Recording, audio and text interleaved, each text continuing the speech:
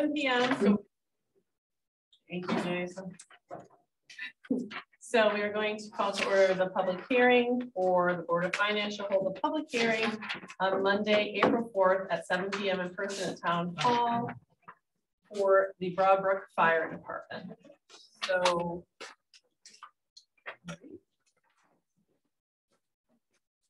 Read this Susan Penrich Road, Broadbrook. I just want to say, when you take a look at the fire department's budget that they submitted a zero-based budget going forward. And I just want to publicly commend them for keeping it at zero because it's a new venture for Broadbrook residents. So last year it was kind of hard for them to swallow. I think by them going with a zero budget shows that they listen to the community and keeping it that. But over and above that, if anybody has had the opportunity to see the fire departments in this town actively doing what they've been trained for, every penny that has been spent on that fire department, the Warehouse Point Fire Department, gives you a different opinion when you see it actually happening. The incident on Church Street, you couldn't ask for a more professional organization that I saw with police department, the fire departments in town and out of town, working collaboratively together with no signs of any chaos happening at all. So I just want to publicly say thank you to them and hope that you support their budget. thank you. You're welcome. Nice job. Thanks. Anybody else? A quick guy. Got it.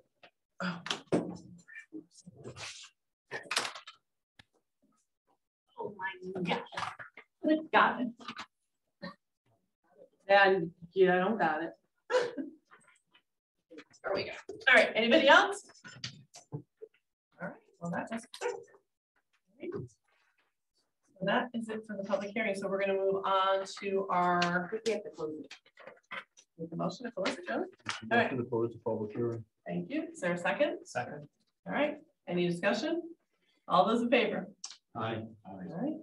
Hearing closed. All right. So we're now on to our budget workshop. And we have everybody here, including our alternates, so we're all good to go. So first would be 4A, Police Commission, Emergency Management, and Communications. Hit us.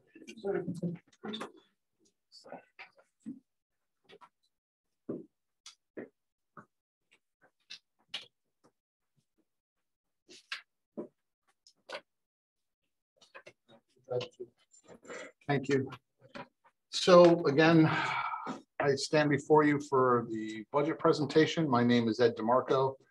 I am the Chief of Police. Tonight with me, our chairman is present from the Police Commission, as well as other members of the Police Commission. I have Deputy Chief Hart and Lieutenant Matt Carl. As part of what we've been doing over the last couple of years is we've been succession planning in preparing the agency for the inevitability that we all face that someday I will retire. I hope to do that relatively soon, hopefully over the next year or two. And in light of that, we've been training people to do a lot of different jobs, and Lieutenant Carl has really stepped up and has been doing a lot of the daily operations administratively and working with budget maintenance and overseeing the day-to-day expenditures, et cetera. And you all know that Roger is the money man of the agency, and he's been imparting his knowledge as well. So with that said, you're going to see it a little bit different tonight, and it's going to be led by Lieutenant Carl. That's me pushing him into the deep end of the pool. No, I'm just kidding. We'll be here to support him, all three of us, as we go along. So there we go. Yeah, so like he said, this is like my first time doing this. I am Lieutenant Carl. I've been with the agency for about 26 years. I see some familiar faces in here professionally, nobody in the booking room that I can see that I've ever had back there, but some that I don't know. So like the chief said, we'll start looking at the budget. So what's happening with East Windsor in the state and the country?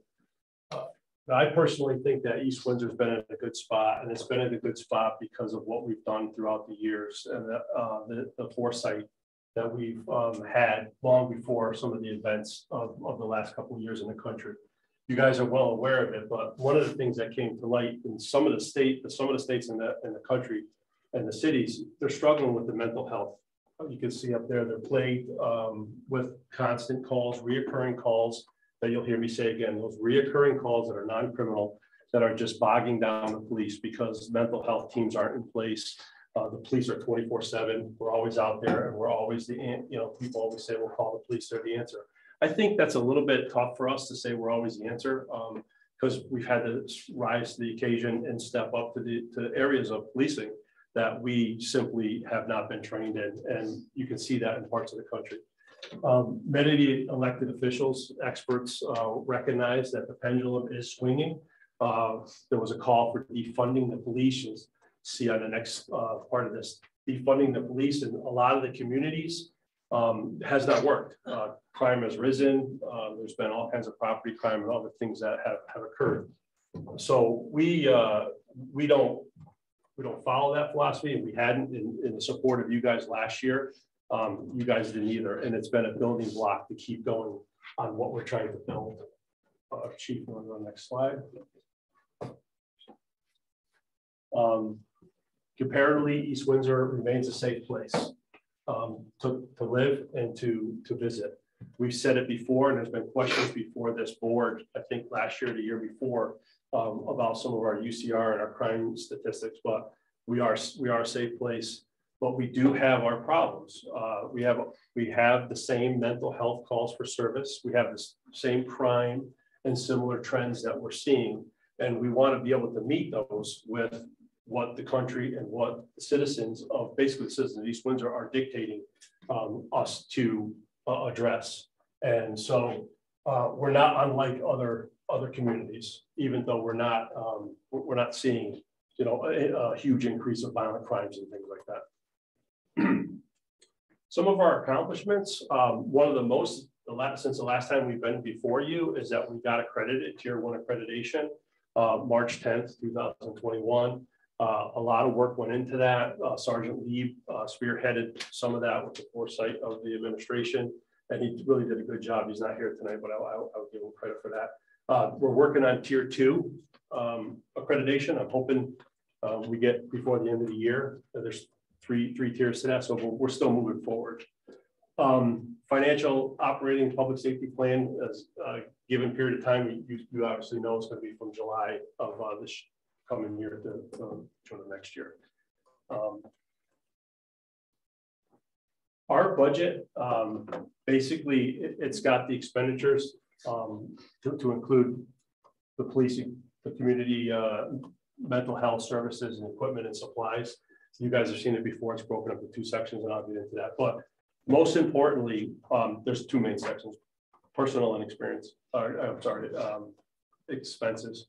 I didn't realize I'd be presenting from. I should have my glasses because I'm older. I should go closer, and then I feel like it's getting behind me. I start to get that whole I don't trust people thing. But anyway, occupational hazard. Not throwing any daggers at anyone. But anyways. The budget is the public safety plan. So our budget is our plan to address all the issues for the next coming year. So this is important if you guys didn't see that. I can read that from here. We got to understand the significance of critical issues between the budget request this year and the past year. So we're building. This is an incremental thing that we've been trying to build for several years. We've had, obviously, those events that have happened, which I believe we were in a better place when they did happen nationally than most communities, because we have, I think I can say we have the trust of the community. I don't think that the community sees us as not legitimate. And that started long before some of these events had happened. I personally believe, and professionally, I think that communities get in trouble when they don't see their law enforcement or their officials as legitimate. And I think we worked hard to do that. Some of the things that we've addressed is the SRO position and our children, that relationship. We talked a lot last year about the mental health team for those of you that were around. And I think, you know, it's been in the papers and we've done a lot. The mental health team and the at-risk community to the community and the families.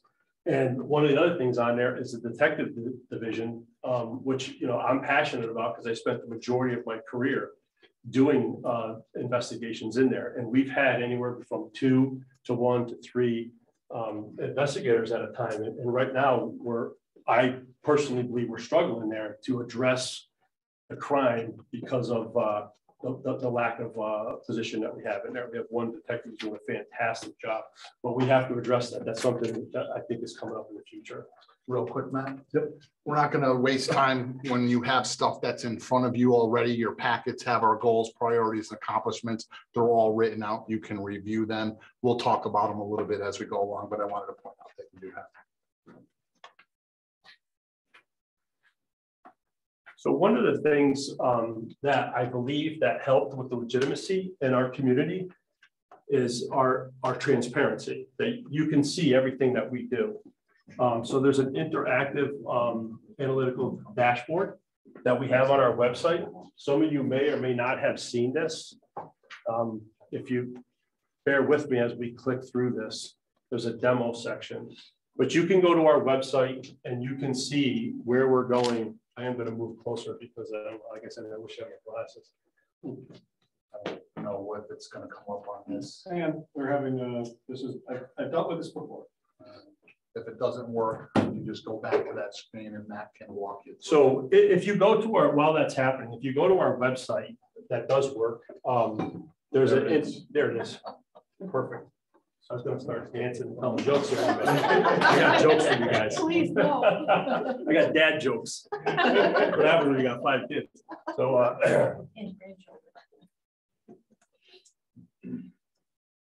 so this is our home page. And then you roll down on our home page. And as you can see, it's updated quite frequently. Go ahead now.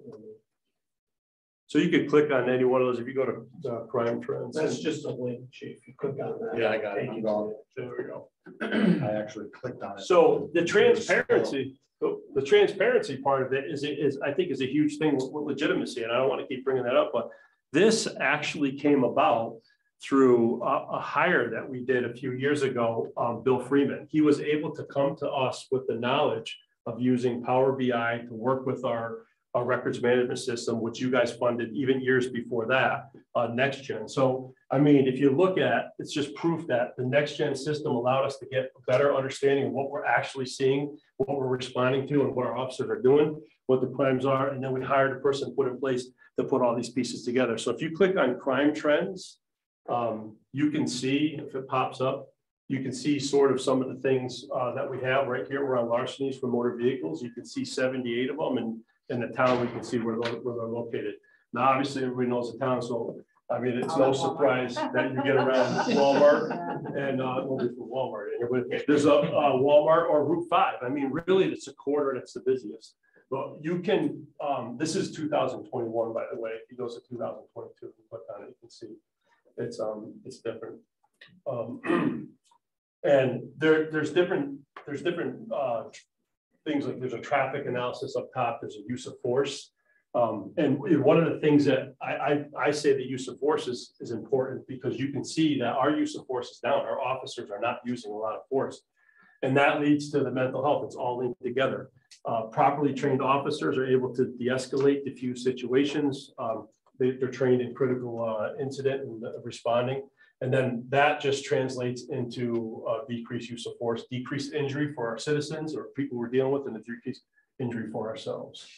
I don't want to spend. You want to spend more time on that, Chief? Or it's just you can see. I left my glasses in my pocket. I promise you, I can see that screen very, very good. I cannot see this screen. We do have officers that can see, just so you know. It's not that the crime is down because we can't find it. Just so you know. But you can spend some time going through that. There's other tabs that are on there, and I encourage you, if you're interested in seeing some of that. Hopefully we can jump back in. Yeah, he's got it.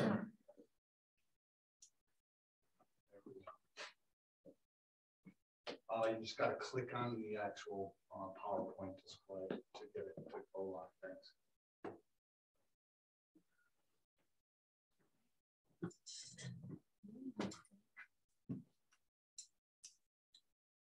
So that leads us to the fiscal year budget.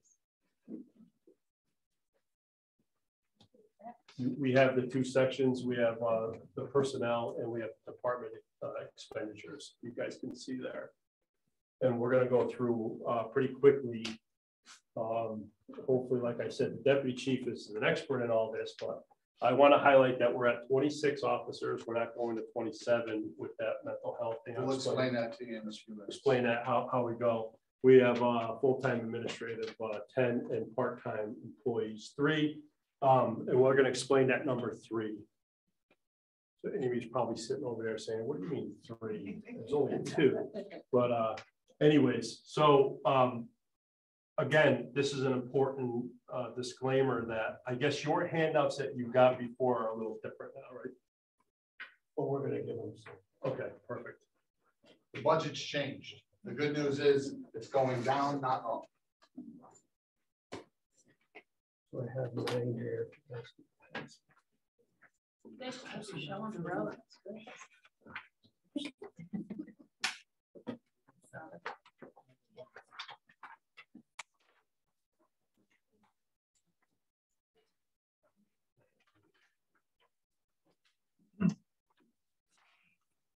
So you have the updated budget commentary, I believe, and you give handouts. The handouts have basically this. Our changes that we're going to focus on are the top 2 on the first page of the handout that I gave you. And we didn't really get into the commentary change. We could talk about the pages tonight and what happened and let us see where we are today. But as the chief and lieutenant mentioned, the good news is we're coming in with a reduction in the overall budget. So we'll start on the personnel side.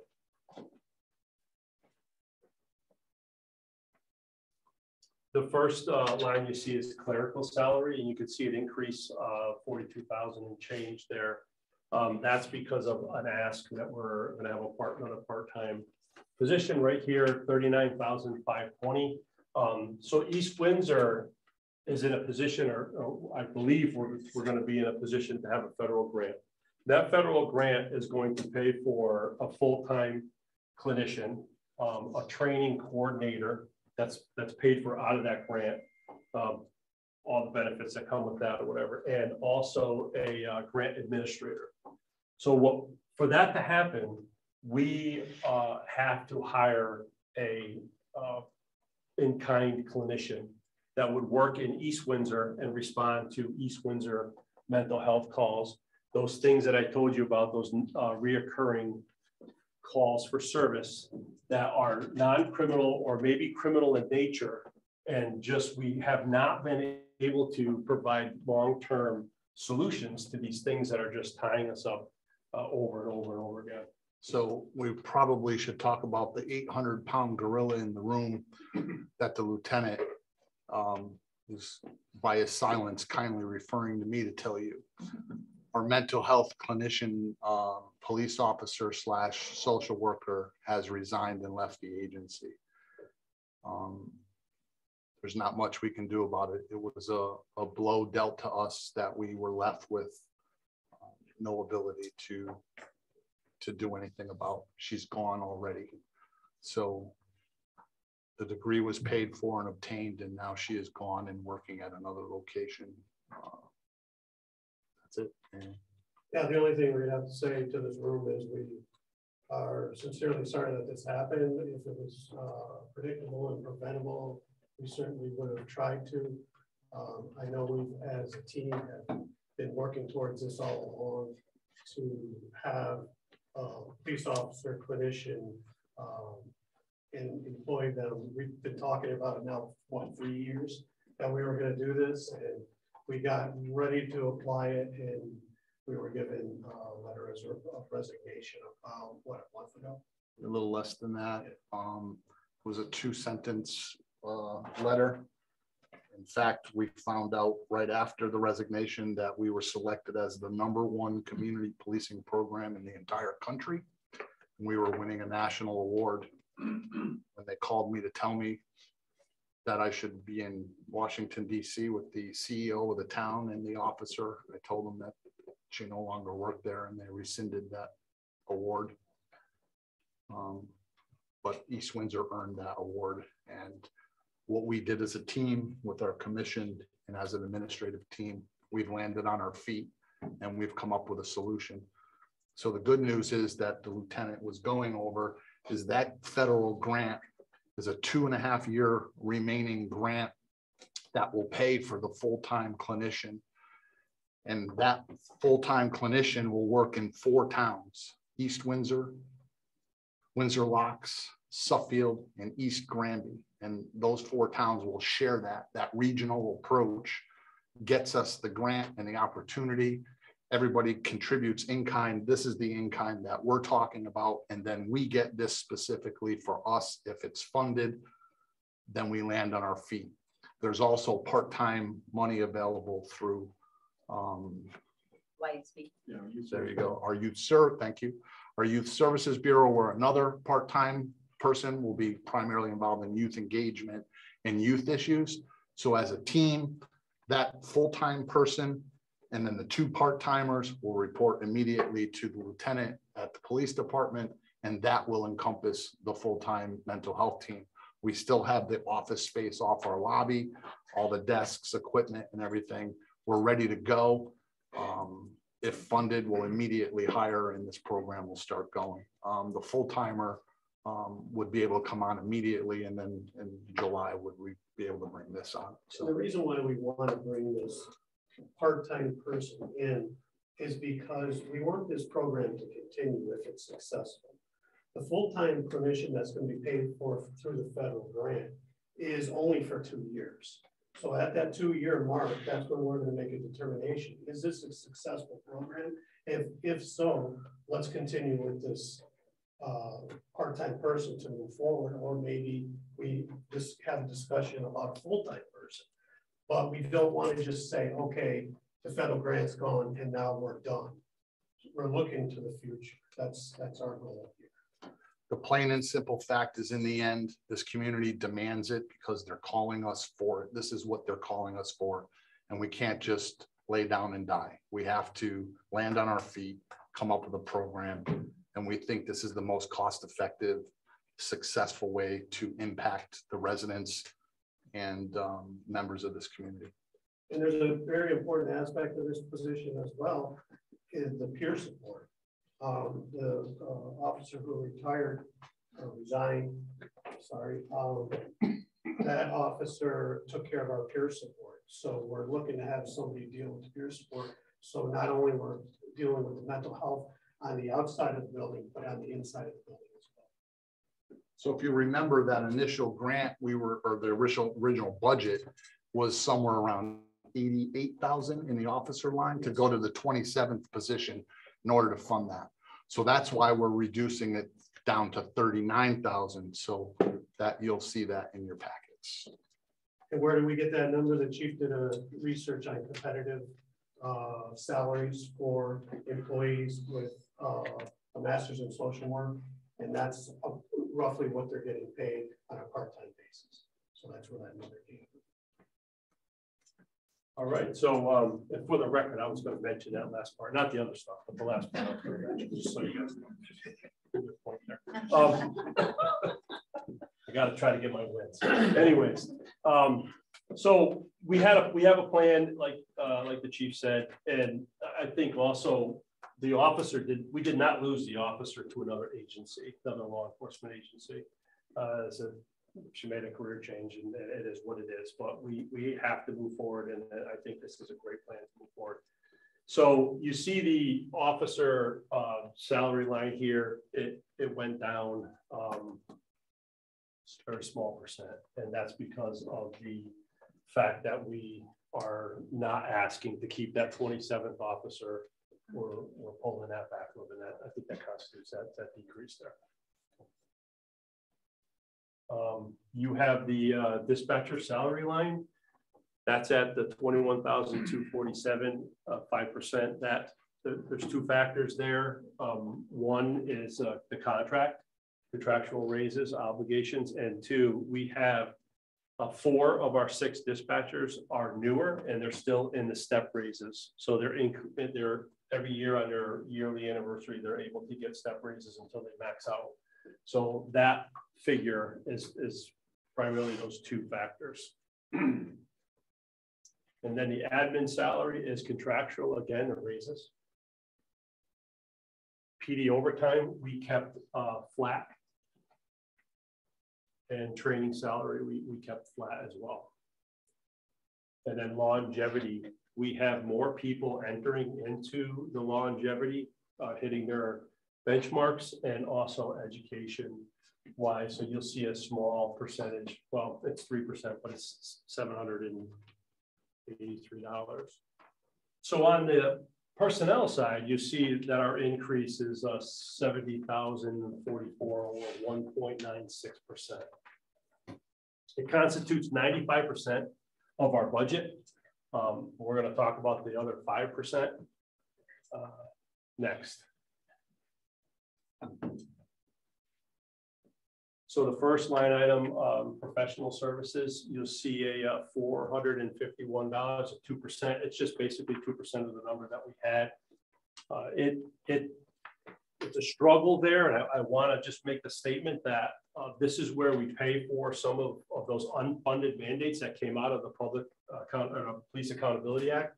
One of which is urinalysis screening, including steroids for officers on a 3-year recertification. So you look at our officers, they have to be recertified every 3 years. Post has said when they come up on a recertification, they also have to present a urine screen. That urine screen is about $200 from our professional service provider. And this year we have 7 or 8 officers going up. So that's a part that we didn't have in there. The other factor is the psychological eval. Psychological evals on 25% of our department, or 20%, I'm sorry, 20% every 5 years. So it gets everybody, and there's a cost to that too. That is not reflective in that number. So that's a little bit low. Dog fund balance, we stayed flat on. Vehicle maintenance, flat. And travel.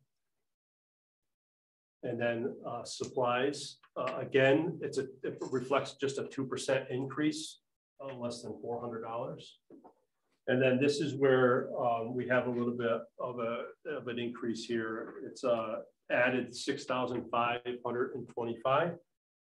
This reflects the replacement of our firearms. So our service weapons, the Glock 40s are, most of them, if not all, are over 10 years. There's a few that we replaced because they were broken. We found defects or wear and tear on. But the bulk of our firearms are a decade or more older. We asked for a quote to change to different types of things. We got them from different outfits of 6 Hour, things like that. But Glock has presented us with an opportunity to trade in our firearms. So the firearms that they're gonna sell to us are about $409, I believe, but they're going to discount our firearms here $269. So I guess if my math is right, we're about 130 something, 140 per firearm. So if we don't do that, we are going to have to replace the ones that we have, and we don't have that trade-in value. So I don't know exactly where we are, but it's going to become pretty expensive to try to trade in or repair these firearms. I think repairing them was almost half the cost of what the firearms are. So if we were to get funded this year, our goal is to replace all of our firearms, turn these ones back, get the new firearms in. If we do this, there's not an incurred expense for our holsters or a lot of our training qualification. We're not switching guns. So there's the mechanisms are the same. The firing is similar. It's just basically gun to gun. And we're going to be changing calibers from 40 to 9, but that doesn't reflect in any of that. So that explains that. Is anything I'm missing on that one? Oh, you covered it. Perfect. All right. So we're there. So you'll see uniforms are 0. And dues and fees 0.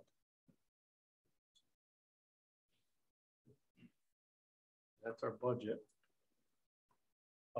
here. So just to cover it, that we in our budget is not included the benefits. So your medical. And we're asked every year, there's usually a new member of the board of finance who says it wasn't just not reflect and so on, but that's policy of the town.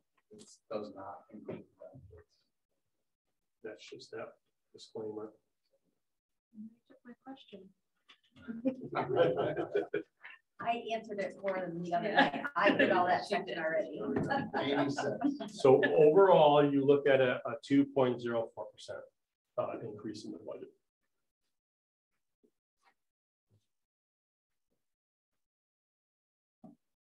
There's a question page, right? There's questions.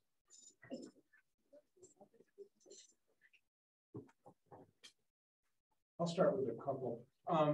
Previously, we had talked about that 27th officer coming back, and they were, not currently, they were not currently on staff. Are they being absorbed into the budget another way, or what's happening with that?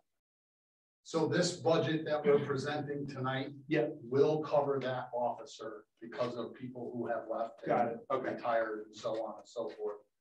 We're anticipating potentially this summer, September, October. Right. They're still deployed, but this budget as presented to you tonight would take care of our national responsibility to a deployed soldier. The other question was about the Police Accountability Act, and you mentioned some of those, unfunded mandates. Do you find the Accountability Act to be burdensome, or do you see some value in some of those, like your analysis? Yeah, I'll start, and then these guys can jump on it real quick. Some of it was great, and we did it all. There's nothing that shocked us. We did it already. In fact, right at the beginning of it, we produced documents and we met with the boards and we talked about things we already did well in advance of that. We signed up for accreditation 4 years before that Accountability Act ever. The problem is some of the stuff, like, I don't care, you can urine test me every 6 weeks, but you got to pay for it. You make, so that's where we're having the problem. It's the funding end of it. I just went for my urinalysis and steroids. If anybody thinks I'm on steroids, you're crazy. But I still had to go. So it's expensive as ever. So it's one of those things where you get frustrated with.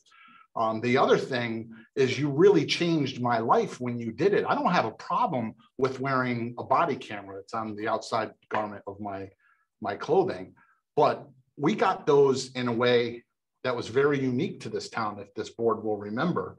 In fact, we got them for free from the town of Brantford. Well, I have bad news. Now it's their used stuff and it's starting to break. So if I were to warn this board of anything, I will tell you next year, I'm probably coming for cameras because we're 3 years, 4 years into it now. So all that unfunding stuff, it's good. We should maybe have it, but it wasn't discussed with any of us. It was forced down our throat. And a lot of the use of force stuff, there are a couple aspects of the accountability bill you might want to go over, the use of force stuff and the language and things like that, where it did get confusing. But jump in.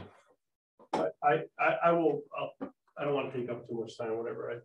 I think there are parts that were good. I think the mental health screening is good. I don't like the way they went about it because we can select who we want to go. And it's just basically like, oh, you go, you go, you go, you go. I think that if you have an officer in trouble, that we can see that there's early warning things like they're booking off, they're getting in trouble, they got use of force complaints, they maybe have more motor vehicle accidents. I think that they should have empowered the administrations to say, when you see those early warning systems or early warning things, you can send that officer. We'll remove the liability for that. I think the system that they had, I think they just threw a lot at the wall. Some of it I think is ridiculous. The body cameras are good. We overwhelmingly look at, but like the chief said, he's going to be coming here next year, maybe looking at something. Maybe he's sitting in the audience with it. But anyways, somebody's going to be coming forward and saying, these body cameras, and they're expensive. They're expensive and they're mandated. So there are parts of it that I think that we've embraced. And I think there's better ways they could do it. I also think there's a lot of legislation that's tweaking a little bit. They looked at it and said, okay, you know what? We got to change this. We got to change that. Yeah. So we'll see how it goes. But we've been able to face it. But like I was very clear, that we had a discussion before, and the actual deputy wanted me to talk about that doesn't reflect that number that we have. And I don't know, we contract with a mental health psychologist that does our. It's more than the blood and urine. It is. And everything else. It is. It's expensive. So I commend everyone for the credentialing aspect, because to see that we're so far ahead, I mean, that's a real, plus for everybody. Yeah. So that's a great thing. Well, to bring it full circle is the mandating and the funding part of it. That's hard for us. And as far as the cameras, and I joke that I'm coming and I'm coming soon, but even that price tag you shouldn't squawk at, because when we took this over as a management team, there were a lot of problems in this police department. We haven't been sued, and I say this every year, and now nearly a decade. So one lawsuit where photographic evidence isn't available, you're talking to the tunes of millions of dollars. So 99.5% of the time, those cameras save you in that type of activity. And so I wouldn't be too afraid of the cameras. Okay. Thank you for the questions. That would be great to come to CIP. Yeah. Again, we're it's just happening now where our IT guy is. We just sent in a bunch to get replaced and everything. But the simple fact is, what we're wearing is 2 or 3 generations ago. They've already adapted to new technology and how the world works, and then they don't support the old stuff. And there's just a natural lifespan that goes on. So It's like that ticking clock in your laptop, your computer stops working after 40 years. Right. That's what we're doing. Oh, yeah. Stupid phone. The phone does. And how old are the cameras? Well, they were used by that agency for quite a few years. We've had them for at least 2. yeah, some came to us 4 and 5 years. We've been replacing them. We sent them out to watch guard to come back. We just got 12 of them back, but they're refurbished. And one of the biggest problems that we're seeing reviewing them is that at nighttime, the new technology is better night vision. So at nighttime, unless there's any type of light whatsoever, we're finding the officers are on there. You can't even recognize anything that's going on because they're a little bit older. But they do have their value. We've been able to, I think, use it for training resources. We've been able to have evidence and complaints that come forward and things like that. So they do have their value. And we are in full compliance with the accountability bill, and on the aspects of what's still pending, we're leaps and bounds ahead of where we need to be today. So we're meeting all of those obligations. Anybody else? I'd just like to say thank you for your presentation, and your budget request is very reasonable, but I know you strive to do that for us, so I appreciate that. Thank you. So just a quick, so we're really this year have retirements and resignations, like just one resignation and one retirement coming up. Okay. Yeah. Anybody else? Right, cool. Thank you very much. What's left? Police Commission, Emergency Management and Communication.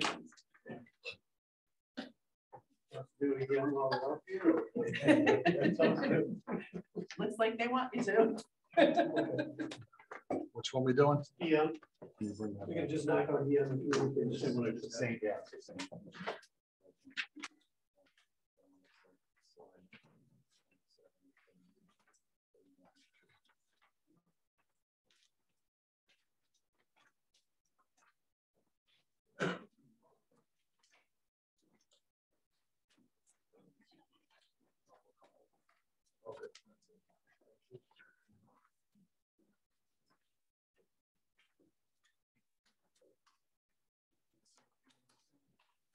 I usually just go to the hourglass on the line. Yeah, that's not good. No, it should bring it up, right?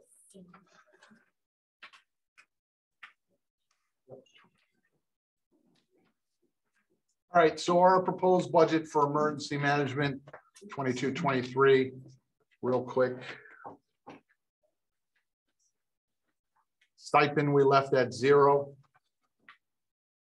The 3 or 4 lines were generally to stay under the 2%. We realized there's a need in possibly communications or equipment, but we really tried to stay as frugal as we could. Yeah, and I can run that. We could probably justify increasing even more, but it's not our intent. We're gonna try to do the best we can. The communications line, that line mainly funds the Everbridge suite telephone notification system, and we anticipate, you never know, they may up the prices. So we figured we'd throw a little something in there. The next one is equipment maintenance. That primarily funds the check on all the generators across town. So that's all funded out of this particular budget. And then if there's any things that need to be repaired, for example, Joe just sent me an invoice I got to sign off for some work that needs to be done to DPW's generator. It just happens they're getting older, another year older. Another thing, when they're doing the checks, they find that they have to replace a battery or a hose. So I figured we may as well increase it a little bit, just so, and supplies, more or less the same reason. We did move the budget around a little bit a few years back, so we're looking just to refund some of that money for supplies in case we need it.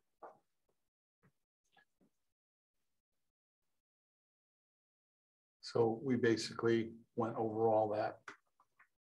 It's a 0.82 if you combine both sides, which is the stipend or personnel side and the equipment side.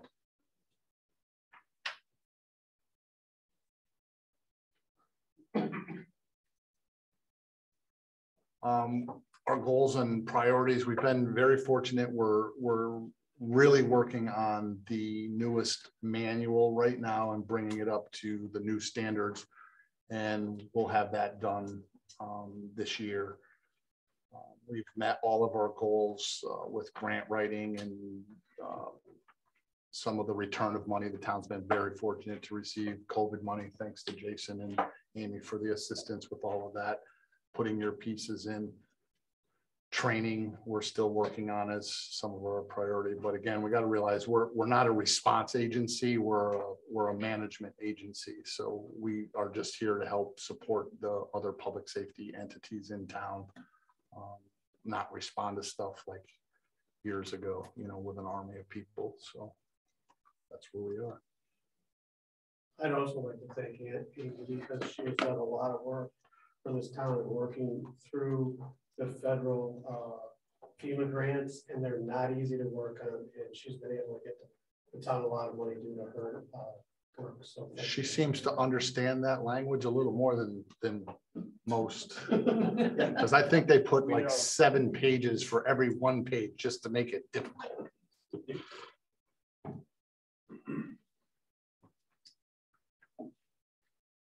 It's got a real brief one in.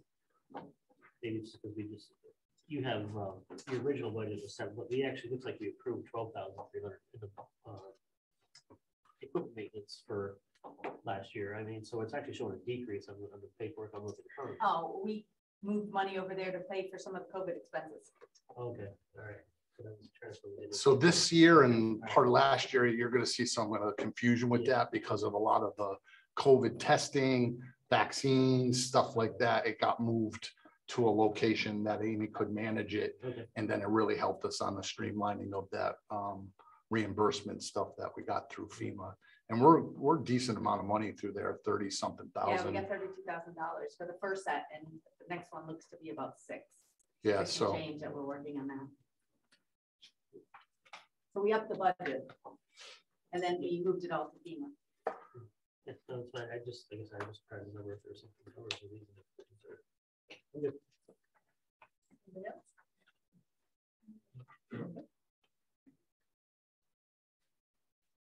And if they need money, I'd be transferring over there for you guys anyhow. Something comes up.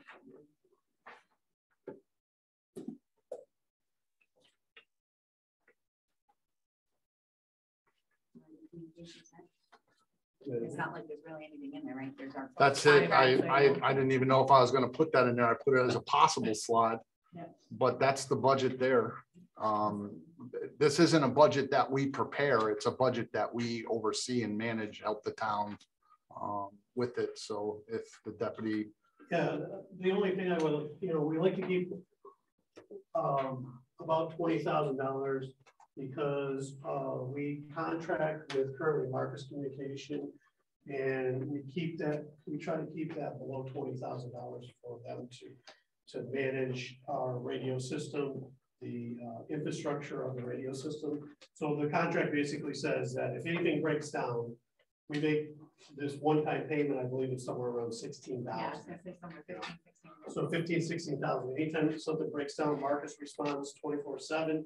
They immediately repair it, get us up and running, and everything's covered, unless it's not covered by the contract, which most things are. We've only got a little bit, so that's why I like to have a few thousand more to play with, because electronic gadgets are expensive when they break. So, and on Talon dispatch, that's the other portion of this line.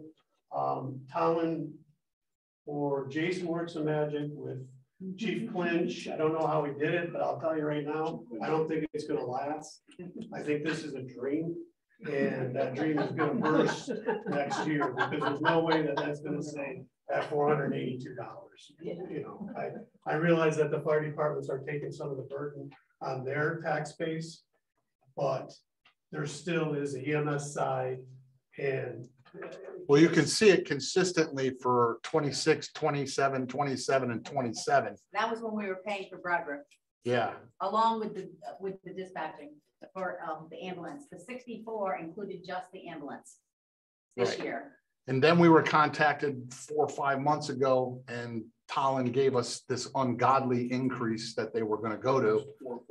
yeah, And I immediately walked over to the chief of the ambulance, and he said, well, I'll take care of this. And that's what he came back with. So thanks, Tom Clinton, for that. Yep. So he did exactly what he said he was going to do.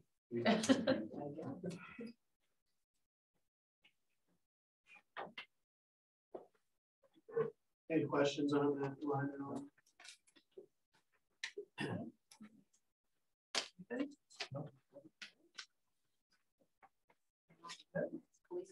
Police commission. It's Thank the same. you. Thank you very much. Appreciate your time. Bob, you're flat. I don't know if I need to get up or not. You're good. It's the same. No changes, it's the same. No changes. Is everybody set with that? Yep. All right. So now we are on to the Broadbrook Fire Department. Make sure you guys get glasses before you start driving. They didn't hear you. Or Matt's being really nice. Good evening, everyone. Good evening. There's not much to say in our budget. Our budget stayed pretty much exactly the same as last year's. We just moved some things around. I will tell you guys, I provided you a munis report with their 2 years. Yep. What they spent so far this year, the current year budget, and next year's budget, showing those 3 changes. If anyone has any questions. So are the fire marshal, are you not paying him a stipend? Are you paying him by the hour that he works for you? By the hour, yes. So that's why that line went down a little bit. Yeah. Last year was the first year, we really didn't know what was going on with that. Yeah. So we came up with that number. He's got a little bit less of a workload than we thought he was gonna have initially. But we thankfully were able to move some of that money that we took away from that to compensate for the fuel, surcharge for this year and the fuel rising costs and all that stuff. Still here, have bunker gear in your supply line? Yes, we do. Yep.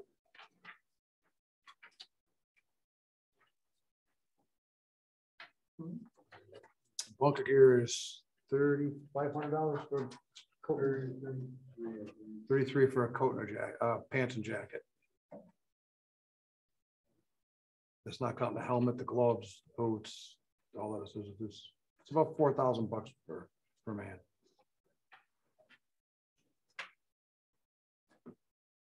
So how would you say your first year went? Good so far. Yeah. like I said, we still don't have an actual, this is our first budget, so, Yep. we're, next year we should have probably be a little closer even. Nothing's terribly off from what you've spent so far this year. No. Fuel's a little up, but we didn't expect the crazy fuel prices. Intending to pay $4 again? Yeah. Everything's going up. Talking about gear manufacturers, come July 1st, we're already talking about a 6% increase in a year. Well, it looks like you guys haven't bought this year's gear yet. We haven't Not yet. got it yet. We're going to be getting it before that increase. Yeah, I agree. It's in the works as we speak, but just to give you a heads up, I mean, 6%. A lot of money. Everybody keeps blaming on the pandemic and the shortage of goods and materials. But every year it goes up anywhere from 3 to 6%.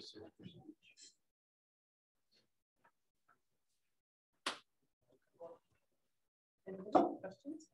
Nope, I mean, it's pretty straightforward. Zero is kind of hard to.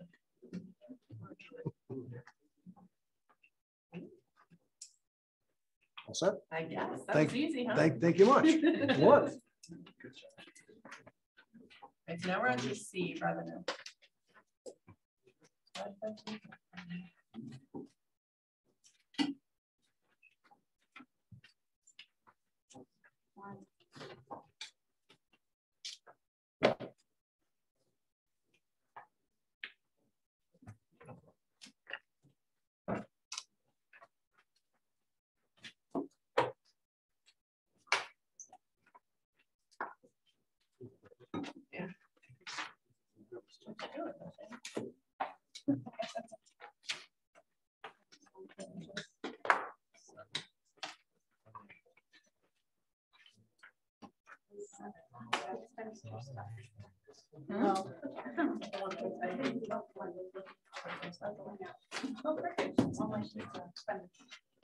You got none.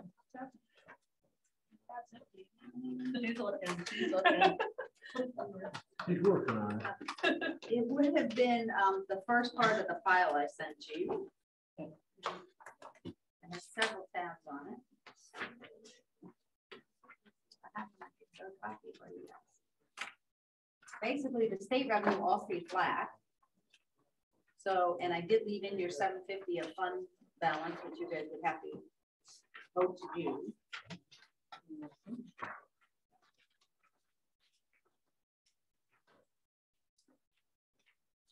Our grand list grew 4.08.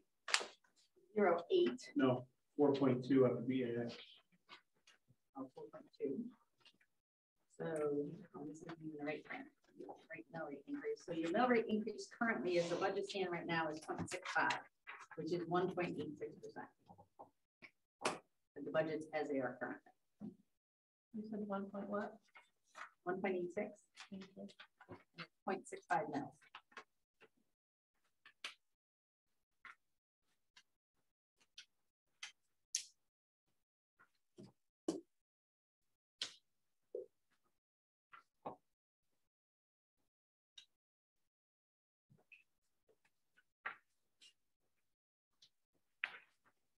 So we can discuss the 750 now.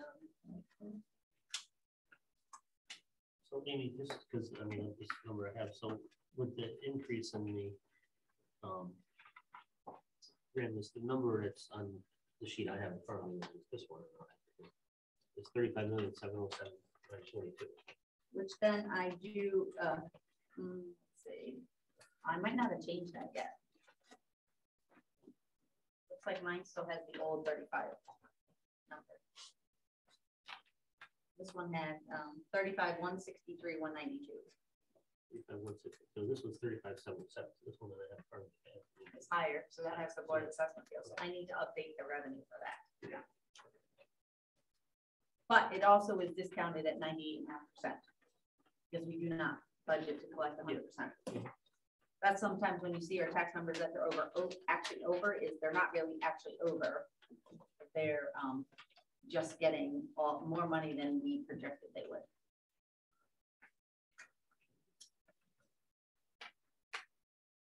I mean, the state numbers are what the state numbers are. There is no change. No increase, no decrease, which I guess is a good thing. It's not a decrease. I believe I have the one that Bill was looking at. I think you're just 35.7. Yeah, 35.7. So this one's 35,707,942. yeah.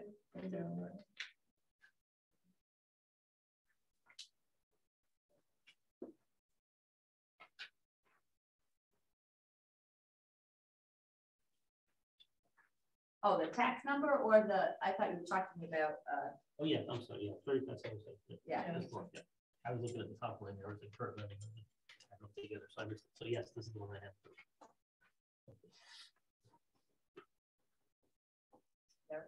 Points, oh, it was 1.89, not 1.86. But that's with a grand list of 1,017,117,458. Discounted at 98.5% collection. That's currently where we stand. And that's with the $750,000. Still has in the general fund. Yes. And then we would have to make a motion. Yes. Which I don't think we really should until we get No, we can put it in everything else done. But although I don't. not going away. Just We could there every year, but we haven't used it yet. Really. Well, we actually had to. Actually, it might have been last year because we did the additional appropriation for the debt. Yeah. So we needed it last year. But that was. And we needed it, I think, the year before. So we've Really? used it a couple times. Yeah, I think we're a couple 100,000 short because we had the change. Came out funny. But we had the change in the grand list Yes. Well.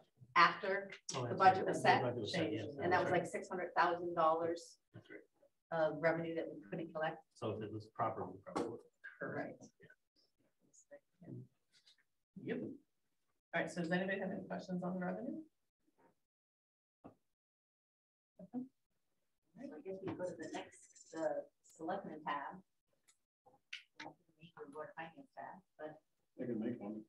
We just wanted to formula this. that's not quite how that all works. Remember, you're the deputy. Yeah. Don't go messing with the. Mess with me in formulas. Good luck. Yeah. Don't mess with me. That's his copy. Oh, It's his copy. that's true. So it doesn't mess with your copy, right?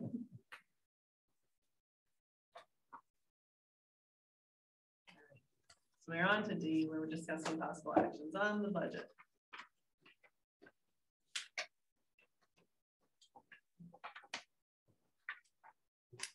We can fly through some of these. So I think Dr. Tudor might have a commitment on Wednesday, so he might appreciate us getting to him. Well, you can start at the bottom. Oh, yeah. Tonight, so they might be able to boogie and save him a trip. Is there any public participation within that discussion? Yep, once we get boogie in, I'll have you do it.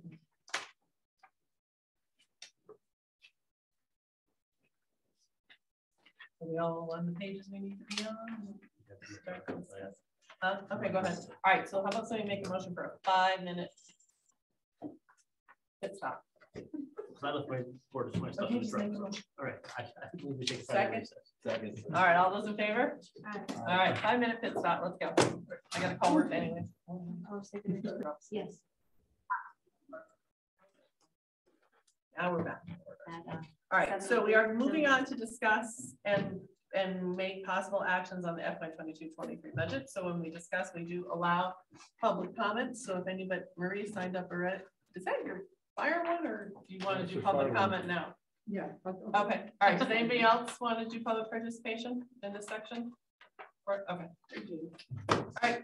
June, and then we're gonna boogie. Marie, this is a Penrice Road, Bradford, Connecticut. First of all, I want to apologize for these mundane questions. I normally would take the time and ask somebody individually when I get confused sometimes on budget stuff.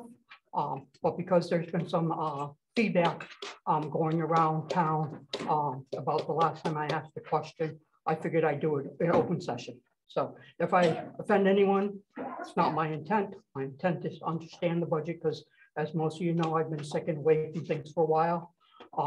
And now I'm back full force, so I'm going to ask these questions. So comment I made that, that there was $1.5 million that was put back into the budget last year. If that's out of last year's budget, if that's incorrect, please clarify that for the No, public. that's correct. If you look Okay. at the audit, there's. a Right, page on the that's audit that exactly shows where 1.5 million. where it's got from. Yeah. So I just want to clear that confusion that's out there that I made that up because I didn't. So anyways, this year's budget, they're asking for $26,222,785. It's an increase of $1,092 for a 4.35 budget increase. When you look at the 4.35, regardless of whether or not it's value to the town or not, you look at that percentage, and there's a group of people in town that are going to say that's way too high because we all know the budget's 2% is where they like to keep them at. So I'm not questioning that increase, but I do have some comments. In the budgetary comment in your books, and I don't have my computer here, but if you follow along, you'll see it says that special education was reclassed as special education cost center from the high school special ed staff on the salary lines. And then it also says underneath the middle school, the Board of Ed and the CIA accounts that there's nothing in those budgets because it's been moved to this cost center. Unfortunately, I can't find where that cost center is and what the dollar amount that's associated with that. So if somebody could look into that and let me know what that is, I'd appreciate it. Also goes on to say that there's 3 new requests for staffing, one in the business, one for a business teacher at the high school, one from a gifted program at the middle school, and one for the STEM for the science teacher. And I think that was at the Broderick School, but don't quote me on that. So there's 3. So I'm assuming that when I look at the salaries that are now up to 116 full-time employees, that's gone up $607,533 roughly. My eyesight's on that page that I was looking at online was a little off. So I'll say 600,000, you know, just to round it off in the salary lines. I'm assuming it's because these 3 positions are included into that, but there's no way looking at the budget the way it was presented for me to know that for sure, because there was no way I can compare how many FTEs were last year's budget versus this year's budget. The building grounds, the American Rescue Plan, they got $75,000 in the narrative, and it shows a salary decrease and it shows a maintenance repairs up to $52,000. But then it says it coming from the American Rescue Plan, but then it refers to the ESSER 3, which is reimbursed for. So I question why that's in the budget and not taken directly out of that grant money. And then the other one I had was the first food service coordinator. It was mentioned that the food service coordinator is no longer being employed. But when you look at the salary lines for the 11 people that are currently under the cafeteria and food service workers, I don't see anywhere where the amount has been reduced to take out that money that was paid to that individual that we no longer have. Although there was mention that that money is going to be turned over to the new person in the finance office, that separate building. So I don't know where you see that reduction in that food service line. And then there's a comment in there about the mental health services are anticipated. But then I don't see any money associated with or how the calculation is going to be made on what they anticipate to have in the budget for mental health services. But if you look at Manchester, Manchester has a forum going on within the next couple of days to address mental health issues overall and what grant money is out there available. So I don't know if that's something that should be included in the Board of Education budget or just something we should look at to see what's happening in other towns, or if there's money available through other grant money to do that. So I would just take a look at those. And if anybody cares to get back, I'll be more than happy to listen to you. If anybody has any questions, I can always be reached. And if I upset anybody, oh well, they could call me. Thank you. All right, so Marie's the only, oh, No, sorry, I'm sorry, I forgot to write my name. no, down. that's okay. Just say it loud enough so she can hear you. You're all Hi, good. Marie Farmer, 247 South Water Street. I just wanted to say that if in the end of this, when you go through all of this machinations that you all have to be forced to go through, if there's any wiggle room within anything, if we can look at the capital improvement and see if maybe we can move a little bit more over there to start funding some of those things that have just been hanging forever and ever and ever. You know, if you find some spare, some spare dollars someplace to look at capital improvement. That's it. Anybody else before we get looking? All right, onward we go. All right, so. All right. So where would you guys like to start? Would you like to start with Board of Ed so that we can try to have him? Yes. Yeah, it was his family Wednesday. So we need to do all this stuff.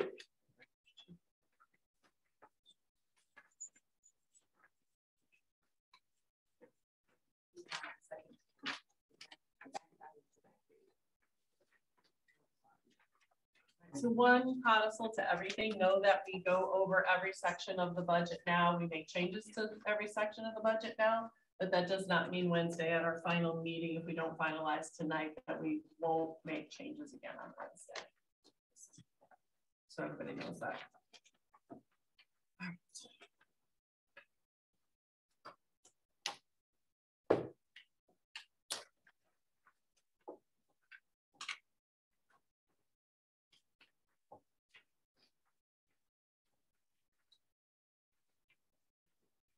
So one thing that I have, and I don't know if Dr. Tudor got a chance to, I talked to Randy, Dr. Tudor got a chance. I know Jason sent out to you, right, the draft that I asked him to put together for like shared services for facilities. Did you get a chance to look over that? And I've seen it, but I haven't had the opportunity. Okay. All right, so what I am going to do, I am going to share it with these guys just so they have it too, because one of the weird things in the statute is that it would have to be between Board of Ed and Board of Finance, which I find really strange. But it would have to be agreement between the two boards. Not that you wouldn't, like Jason presents it to you and you, but then we would have to enter into an agreement, not the town. It would have to be the two boards entering it. It's just a strange thing in the statute. Not sure why, but it's something I asked Jason to look into as far as facilities for the Board of Ed. And it would be having our Department of Public Works take over the facilities for Board of Ed for a couple of different reasons. Number one, hopefully to let them concentrate more on education and not have to worry about fields and door handles and light bulbs and things like that. And it looks to be somewhere where a lot of money could be saved because a lot of things are contracted out that they have to do because of their contracts with their custodians and stuff. So if it's a light bulb or if it's a ballast, you got to hire an electrician to come in, and doorknob, you got to hire a locksmith, whatever, I don't know, whoever comes in and does it. So that's one of the things. The only thing is if we probably don't do it during this cycle of the budget, it's probably something that'll have to kind of be tabled because the perfect timing, I guess, is right. You have your facility position open, right? Or did you fill it already, or is it still? We have third round there. Okay. This week and next week. So that's why it's kind of a perfect timing thing too, but that is something that Randy and Dr. Tudor would have to share with their board and then come to our board. But I'm going to share it with you guys, the concept, so that you'll have it, okay? So that you can look over it, and then doesn't mean we're going to act on it. It's just one of those things to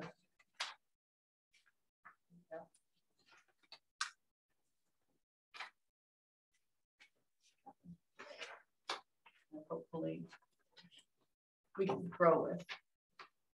All right, so now I'm going to leave it in your hands to start with questions.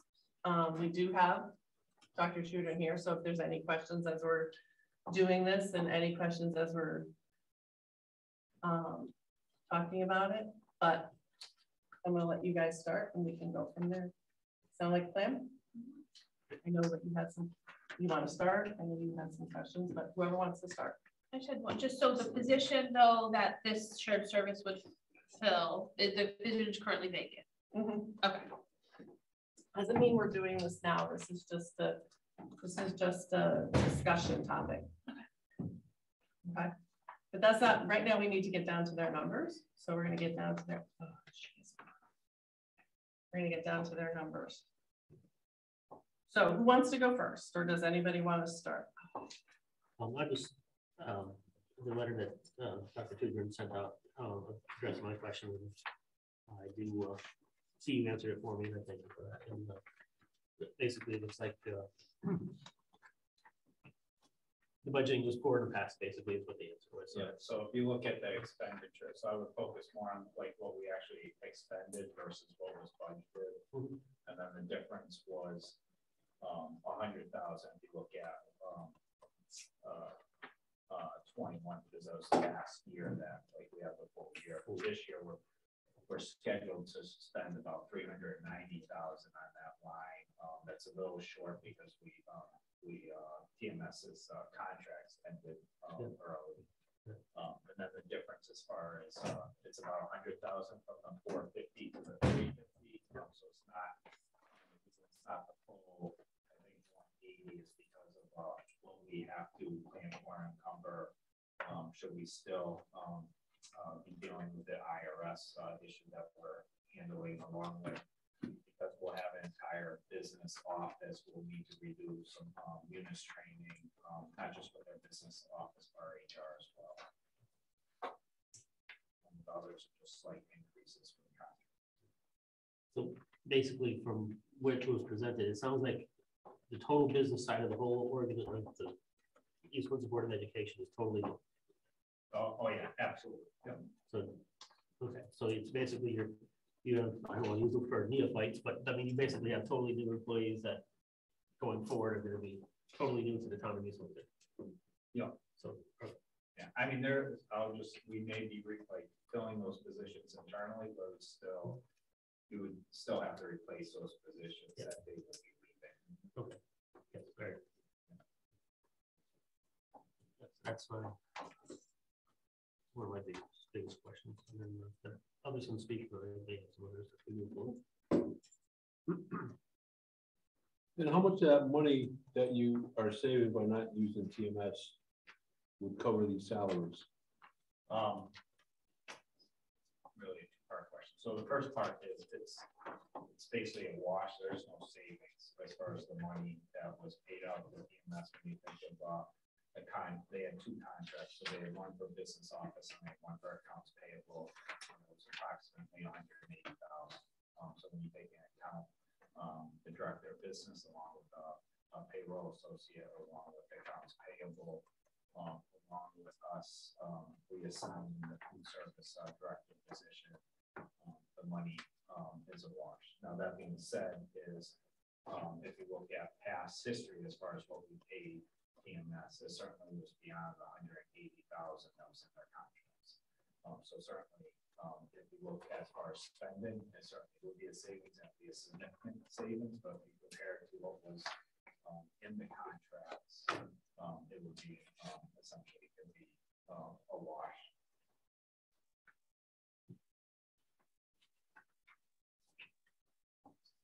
I guess off of that, so we were spending more than what they were contracted for. So where is that money going? Where do we have that reallocated to?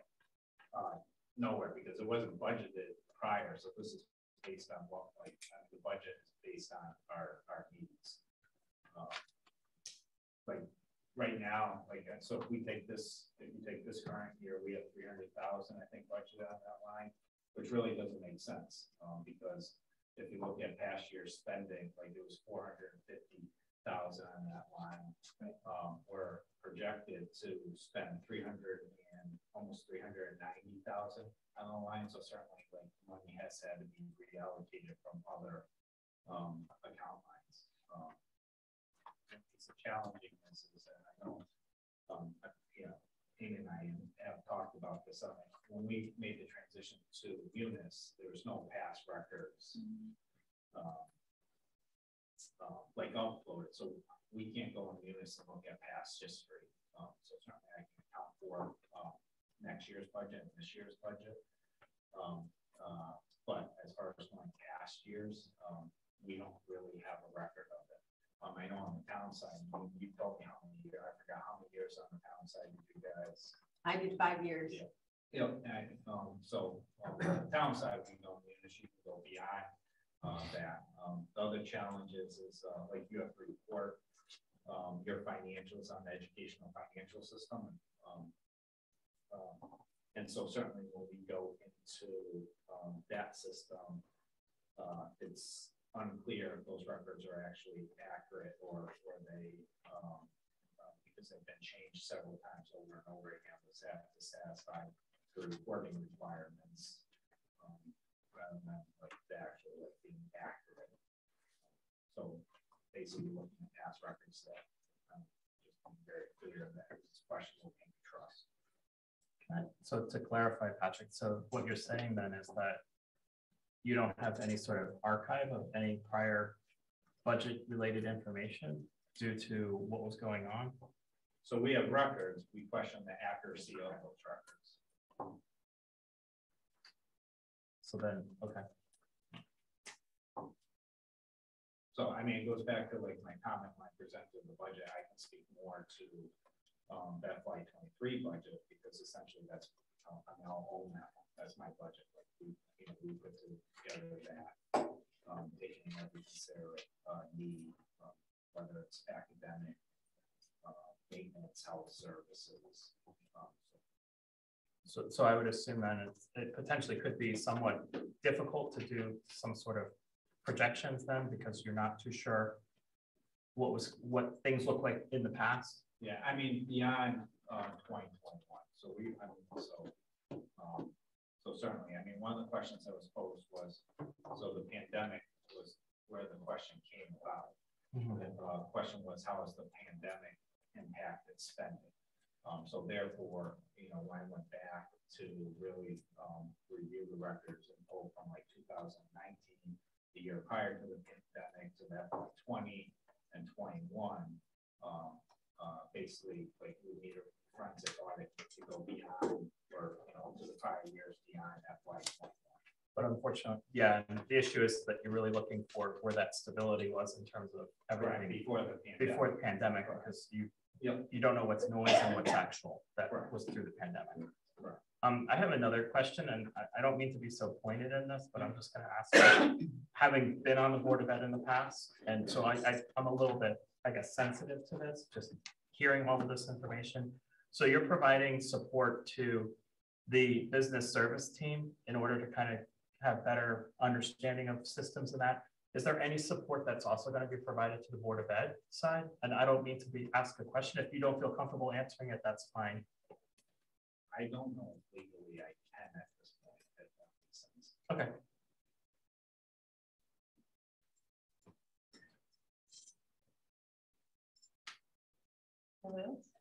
What do you think? Well, no, just going through and again, just things that pop up and look things over. On transportation for regular transportation, and I assume it's in-house or East Windsor. You added this year a new line for fuel in your contract, and you have to pay for fuel separately from the bus. It is a separate.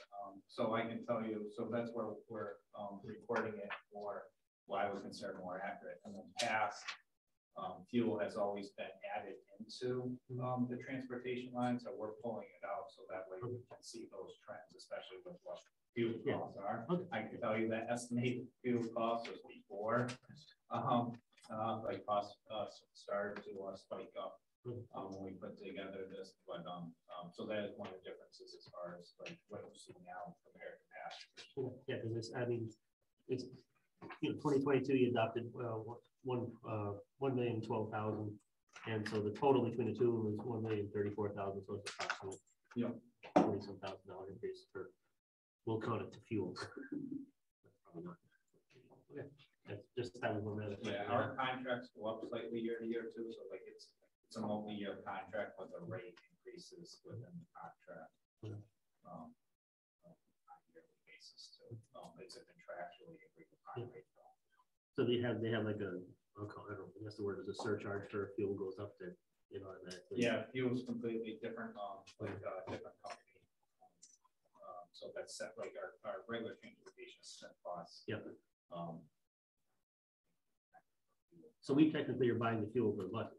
yes. Okay, I thought it was part of it. No, So we're each not- town of East Windsor buys the fuel that runs in their bus. Yep. Okay. Yeah. That's something I learned today. Thank you. Yeah, no, and because for the life of me, I can't think of the vendor. That's fine. I don't need to know the vendor. Okay. I believe it is. Because someone else said that, that's why it was. It's somebody that delivers the tank somewhere. Correct. Like Yep, in they do. Dennisburg or. Yeah, they deliver, so Smith can access it. You know.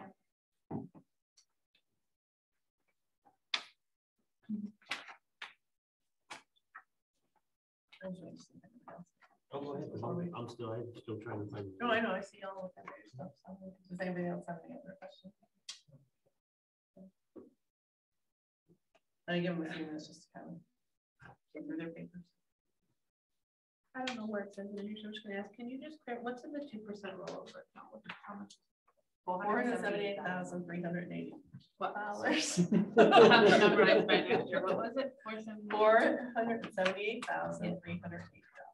Okay, thank you. And that was 2% of their budget a couple years ago that they had left over at the end of the year that we rolled into a fund. And does that, just sorry, it's been a while, that rollover, is that continuous every year? Do we have to reapprove that? We would approve it every year. So if they had an amount, again, they would come to us and ask if they could do it again. Okay. And that would be up to us. But it can only be 2% total. So if they don't Correct. spend any of it down, they can't really add too much to it. It can only be 2% of their budget. So if they don't spend it down, they can't put more in. Okay, so this has been there for how, like, do you know how 2 long? years? 2 years? Okay, thank you. And we haven't touched It was the 2020 year end. Okay. At the 478. Okay. It actually had a little more than that, but the 478 is all we could put over there. Okay. Thank you. So I think one of my biggest problems is exactly kind of what you said, though, is that we don't have any good historical data to build the budget on.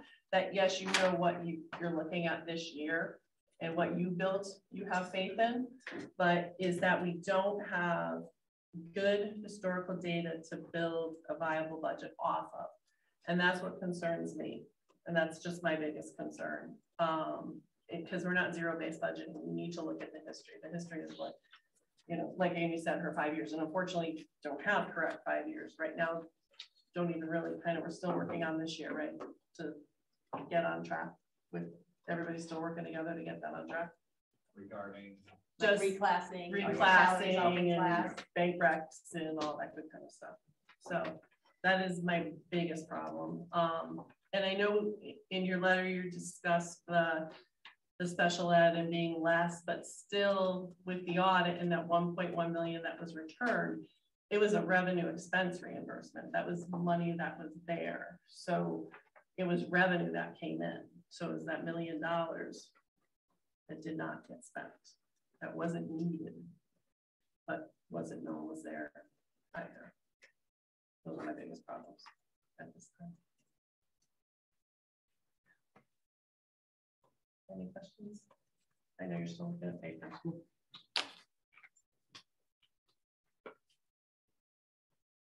Usually we do that circle.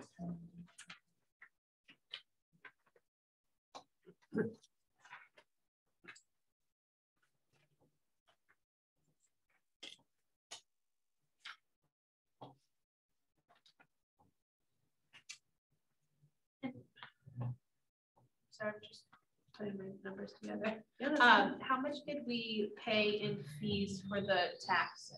Like there was a fee for the taxes, right? the fines, Yeah. like $10,000, $12,000, something like that.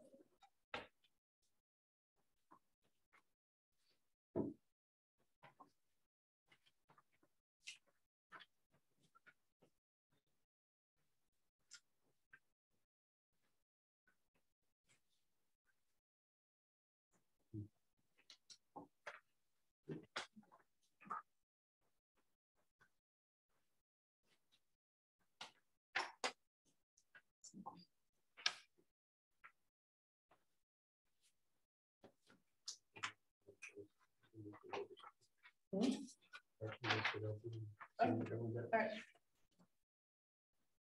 I just thought, no.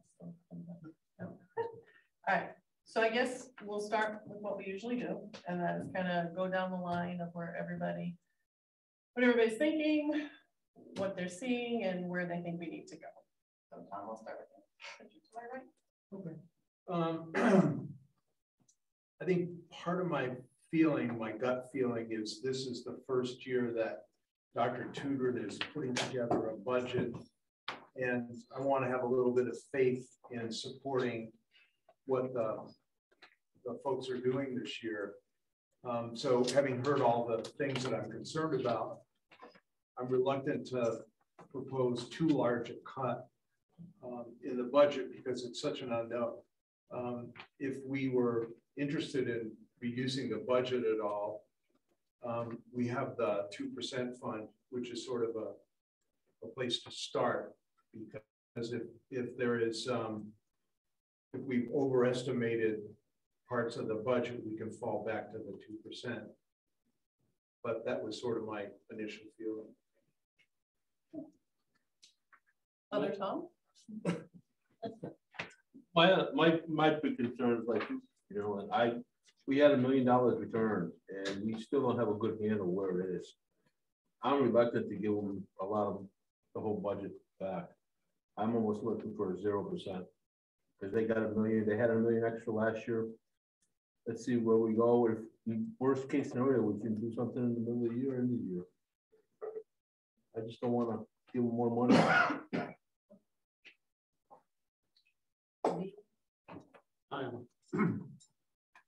And again, I'm just gonna, some of my comments in the past have been, and I've specifically said it to your prior management, that this is public money, it needs to be accounted for properly, and obviously wasn't, and that's nothing against you or anything like that.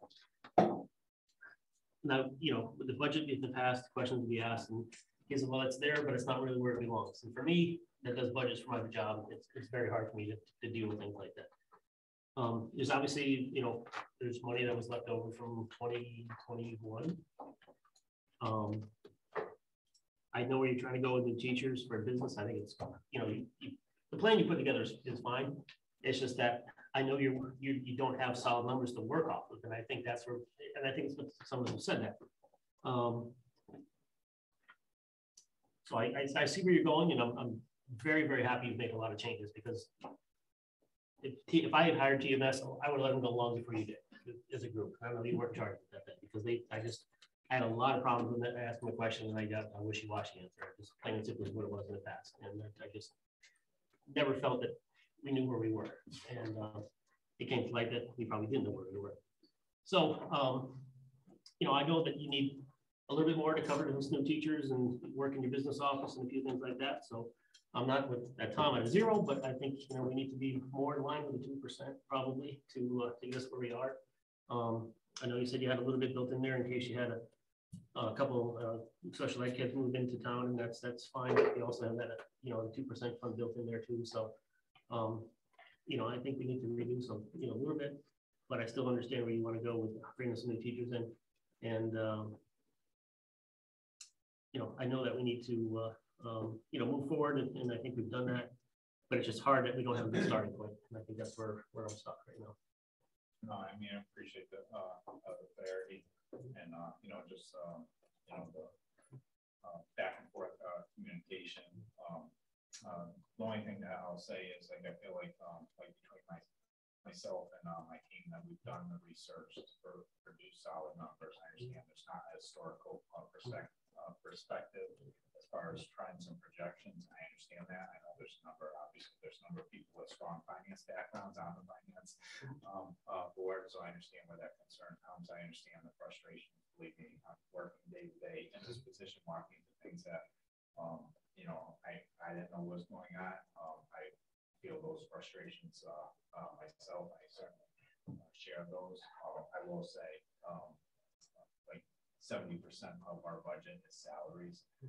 So like significant cuts will lead to reduced services to students and will lead to cutting staff. So just be completely like working on that as well.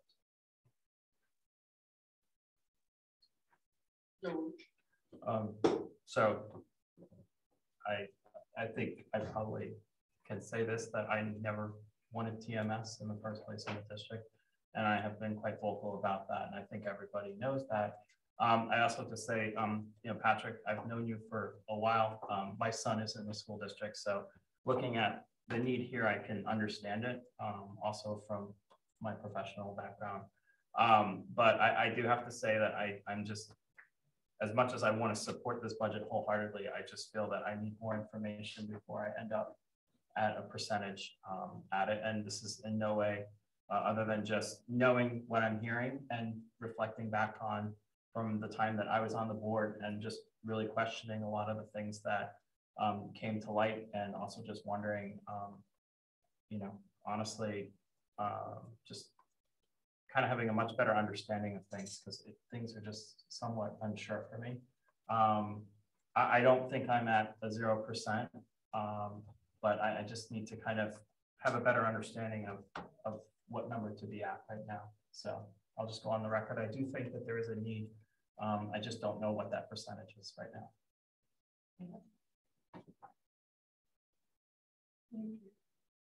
It's up to Karen if she wants I to. do actually, yeah. No. Okay. I actually feel the way you feel too. I'm opposed to a 0%.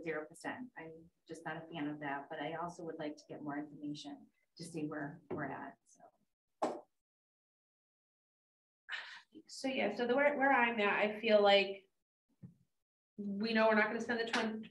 We shouldn't spend another 12,000 in fines this year. I think we overspent it with TMS. I don't know what that exact number is, so if we could figure out that, because it doesn't sound like it was anything that we reallocated. It just was, we were pulling from somewhere to pay for it. So to me, if we're pulling, then we might not have needed it somewhere else it came from. And then I also think the rollover fund is a significant amount. So I kind of like the idea that Tom L presented, like, we could fall back on that. So I'm probably between 0 and 2%.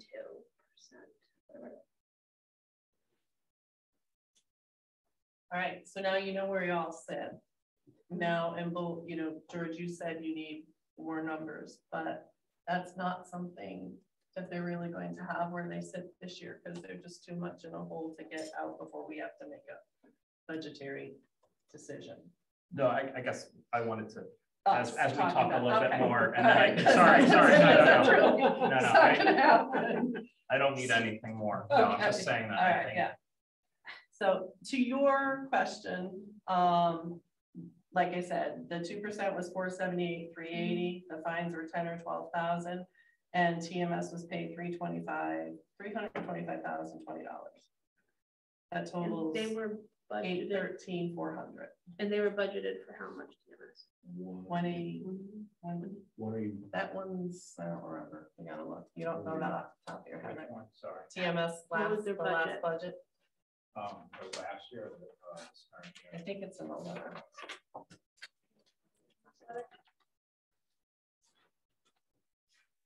162. Does that sound right? TMS contracts 221 162.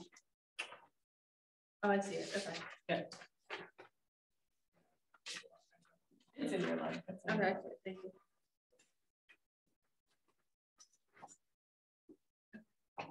Thank you. You guys want to take a little while to go through your paperwork and go between yourselves with questions, or did you have some questions that were brought up during?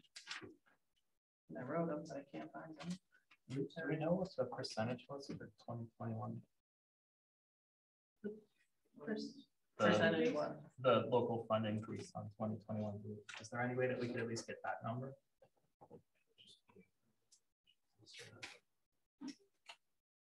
Or what they spent, or what they.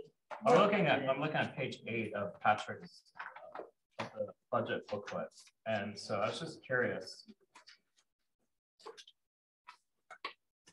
The number they ended up spending for 21 was 23. 192, 749. Yeah, what was the increase for that budget? Is it right in there? It's actually a decrease from the year before. In the actual spend. Yeah. So actually, the actual spend was 23,192,749. And their the year budget before they was- spent 23,401. And the year before that, 23,529. Okay. It was 1.7 last year, George. That's what we gave them for an increase. Yeah. 21? Adopted to adopt is 1.7. 1.7, okay, that's all. I'd just like to add, I mean, we are on target as far as the spending, like what was allocated as far as the overall budget. Projecting.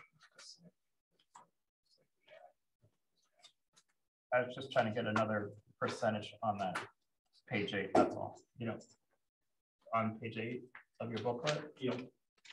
So like the column that's under 21. You have the actuals and then you have the adopted. Yeah, I guess I was just trying to see what was the percentage that would be before that year that's presented as 3.52. Yeah, I don't know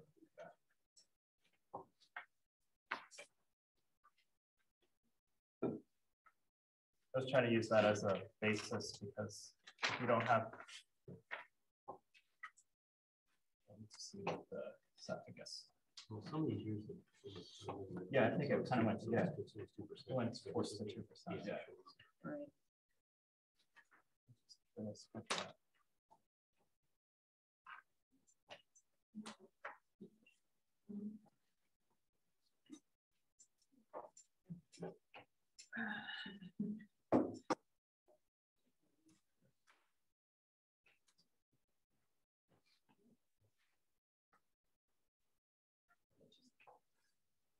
Something out loud.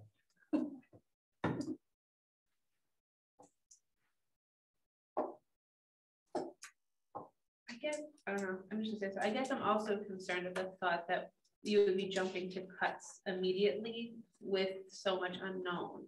Like, you know, like I just feel like it may seem like it's drastic. But I know exactly what you're trying to say. yeah. Like, I don't want that to be the case either. And I don't think Well, it that's needs because to. we're sitting up here feeling that that money is there. Right. And Patrick's confident that that money's not there. But with what we're looking at in the black and white, we feel that it's still gonna be there.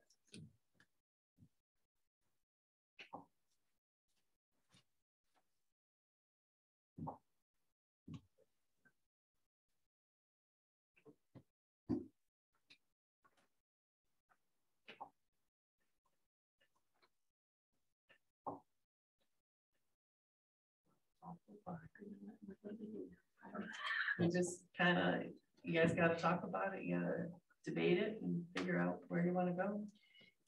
I mean, you kind of have already, you guys have already set the parameters of where you feel like what you're seeing, what, and now you have to decide amongst yourselves and talk where. So can we start like playing with numbers? That we can do that.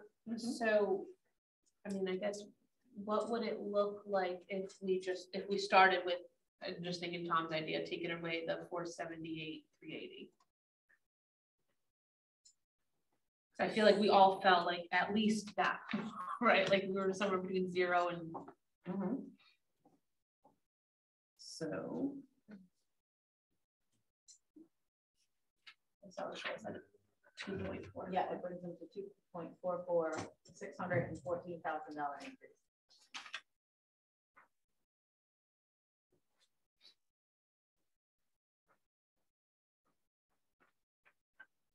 The second, the revenue summary. Yeah.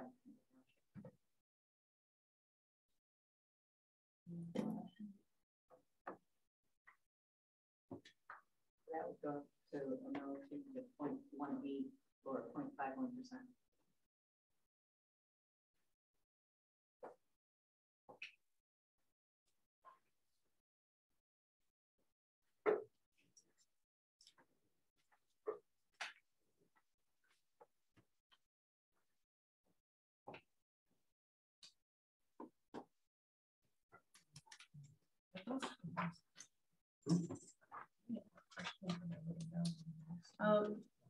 There was 3 new staffing requests, the STEM CAG and special ed, and what's the FTE difference, I think, between 21 and 22? Only 2.2 of those positions are in the local budget. One of those positions is in a grant. So Okay.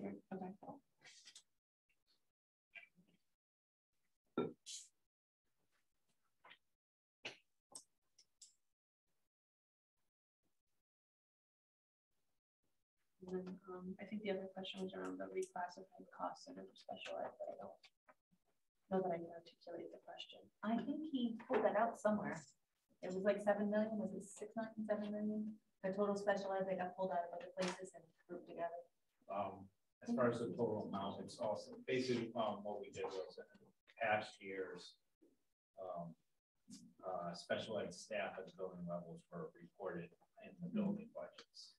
So if you're a special ed teacher or special ed pair at the high school, you reported in salaries at the high school or whatever school you were assigned. This year, we had shifted that to reflect like the number of special ed staff, and that was the special ed department.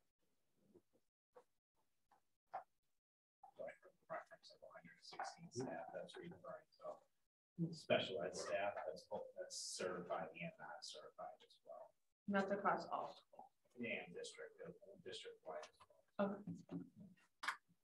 Those are mandated services. We will require to provide that service to these watch. Do you want my phone? Not like a Dick Tracy watch. No, it's an Apple iWatch here, so we're doing some numbers because I forgot my phone tonight. So I use a little calculator here. I have extra phone. I just told me to use my phone, so it's painful. No, that's fine. That's your burner. He doesn't know what a burner is. Wow.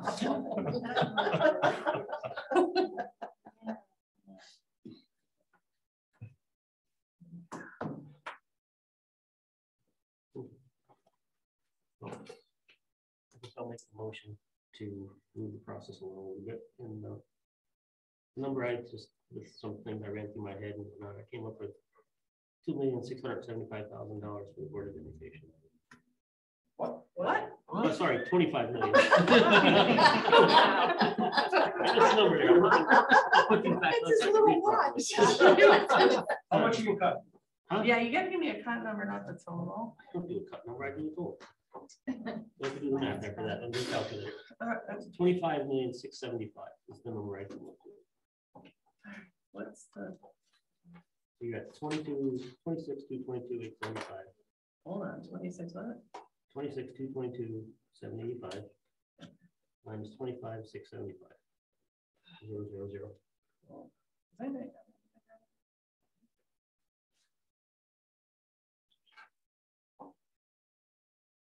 While they're doing that, you just, what got you there?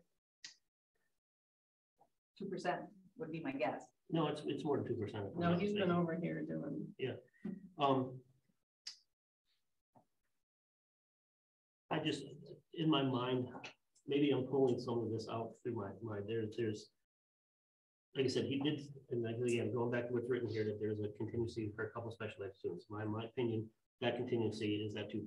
So I pull that. Just sorry, just like this. It's one contingency. One contingency? Okay, one. I wasn't sure. Jay, it's 547,785 instead of the 477,785. Thank you. So I work some of that back out a little bit. Just some of the, again, going back to the inaccuracies and budgets we've had in the past. I just, I feel there's probably, a couple $100,000 or somewhere in there that just wasn't budgeted properly in the past. Again, we have a return. I understand some of that return is because we're coming off a COVID year, so maybe some of that money that was budgeted to them didn't get spent. I understand some of that. We've had, a few years back, we had 400,000, or that was actually over 400,000 in returns. I just, in my mind, just from past experiences and just running things through my mind. I mean, yes, I'd like to give the full amount, but I just don't think we can again, just the economy as a whole with fuel and I just, just everything we got an increase. And I think people are struggling out there that we need to try and keep this budget as the mill rate at basically 0% increase on the mill rate total for the town. The town budget is close to that. And I think this is, the big elephant room is always this number. It's a tough one to come up with. And that's, playing around with numbers and listening and reading and whatever. I guess that's the number I'm at right now. I mean, whether it's right, wrong, or different, I can't say for sure. It's a starting point. But it's a starting point to get where I think we need to be as a whole for the town. So on that, he needs a second. Yeah, we discussed before we took a second, so we asked questions. So We'll still discuss after the second, if you get a second. I don't know. Going once. Twice. It's dead. All right, somebody else can try.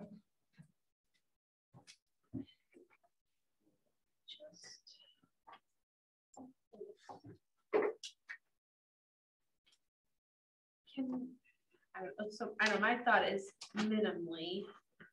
So we removed the 470, the rollover fund, and then what we spent extra on TMS and the fines.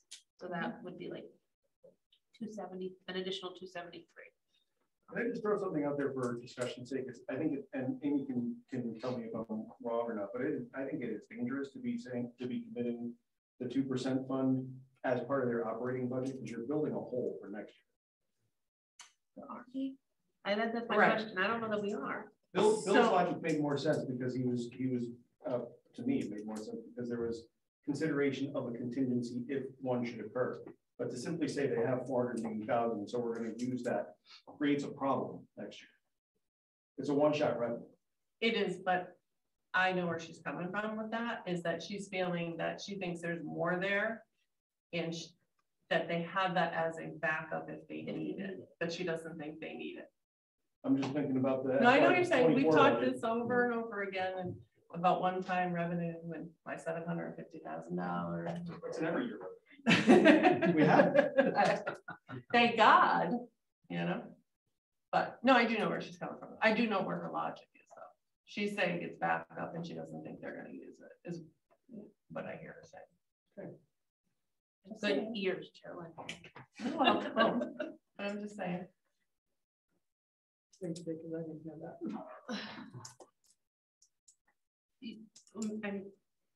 there was 1.5 that came back, and then we had, I mean, there's just a lot of money that wasn't spent. So I'm having a hard time feeling like we need it when we also don't have a history. Like, I mean, what was the other number you wanted added to the 478? 273, which would account for the additional TMS funds and the fines. So that's a 751,380 reduction.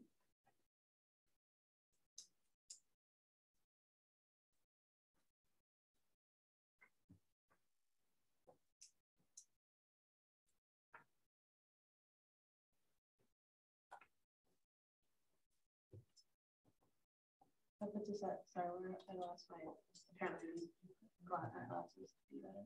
It puts us at 25,471,405, which is a 1.26% increase or $341,000 reduction.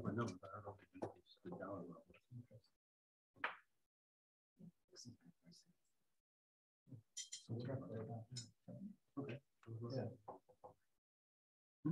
No, you can speak. I do know that. No, you can't. I can't.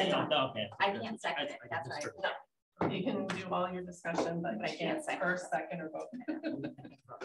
That's fine. Everybody's learning. It's okay. So it's absolutely okay. Where were we again? We're at a 1 point what? 1.36%. She was looking at what her cut was. The cut was 751,380.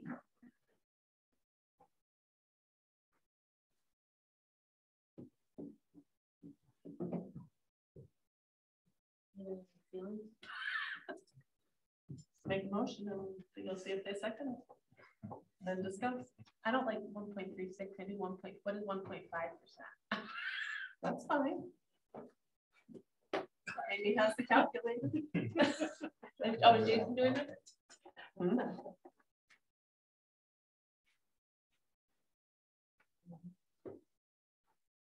25,507,026. So, all right, I'll make a motion to increase the Board of Ed budget by 1.5%. Oh, what's the dollar amount again? What Jason said. No, he didn't give it on. Amy, do I have to go off of what the request request is, or can I just go off, can I just, if I mess up the formula here, can I just type a number? Yeah.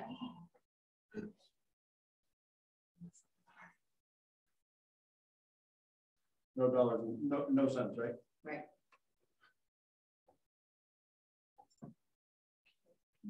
I can't see that part. 25, 507, 026. I need the motion for that.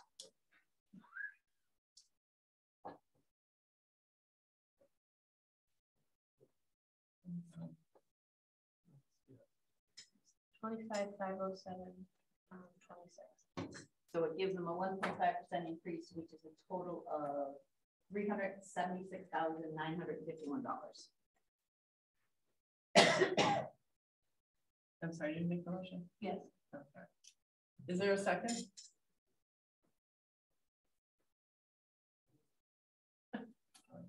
I can't see nothing.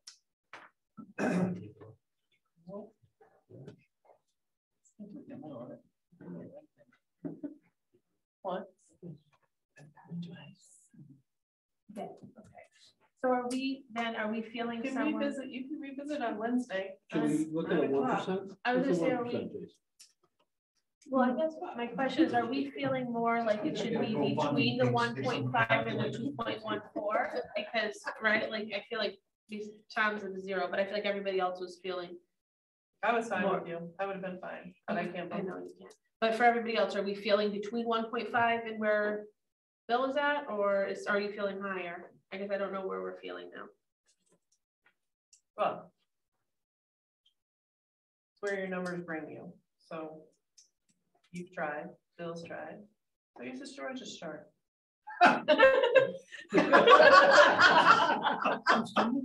Just kidding, George. Go in between the Just teasing you. Just teasing. You can always put it to rest and revisit on Wednesday. I mean, oh, what's up there? Tom T wanted 1%. And what did it end up? Since I can't see. 25, 381, 375, which is a 1% increase. 251, 300.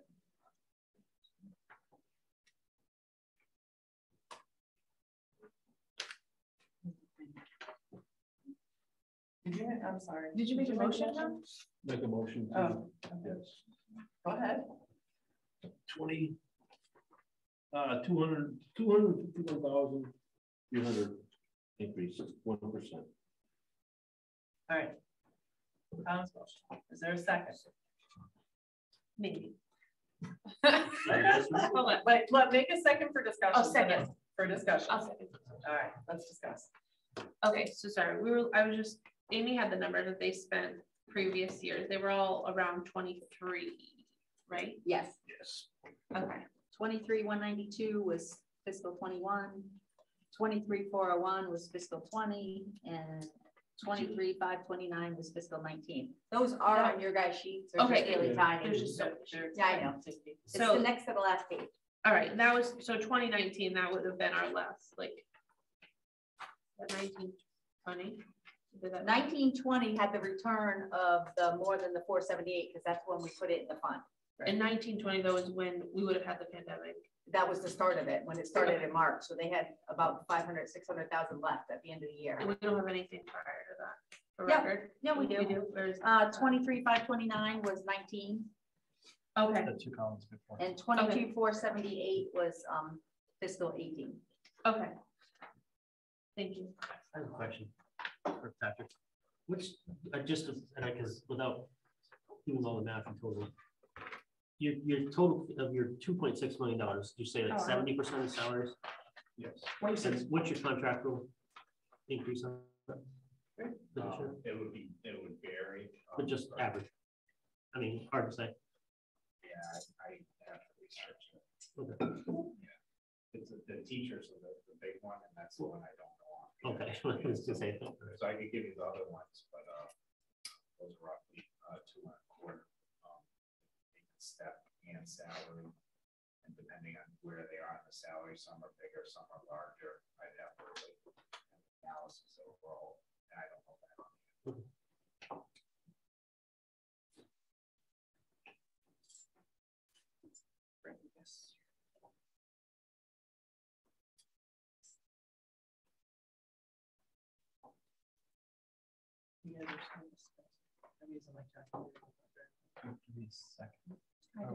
I did, she did for discussion, they're discussing. Oh, you're discussing.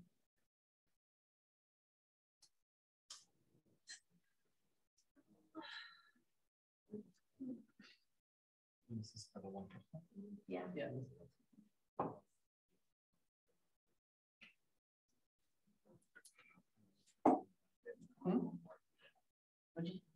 Discussing. I don't know if I can do 1%. Talk it out, George. And you should have known the 1.9. We can go up and down all night. It's 9 o'clock. 5 after 9. I think this is all we're gonna do though tonight, to be honest with you, because it is getting late and she's got her daughter. Okay. Well, one thing that might be helpful, if I could offer this, is you know that there's a reduction that's available in the police department budget because the police administration offered that up. So you should put that in there anyway, so that you are at least looking at what the mill rate and tax change would be inclusive of that. It's not a big number, but Yeah, it's 40,000. something. Yeah. 39. No, 39 is the position they want. Right. They gave up like 40. 80, That was 40. 80 in the officer line. I have it in this mess, but now I've ordered it. I'll put them in tomorrow and send out the file again. Yeah. I have a file that actually says Board of Finance. I thought I sent it to you guys for your guys' enjoyment for playing with the numbers. Well, you're not here. But there is a Board of Finance column and it's all tied into the revenue pages and the bill rate pages. I don't have their new numbers. I can't do it. Okay. It was. No, but I can do it tomorrow. It's changed. Because we have to switch both admin and patrol. Right, because clerical went up $42,032. And then So you want to go to officers police went, and I'll give you the two numbers? officers Well, there's went a motion on down. the table, so Oh, they no, just have that's to right. vote it up or down. 277 went down, so. Oh, that's not off the original request though. Yeah, sure. It was off the one that. And I don't think the Excel works off the percentage, it works off of the number. I recalculate the formula.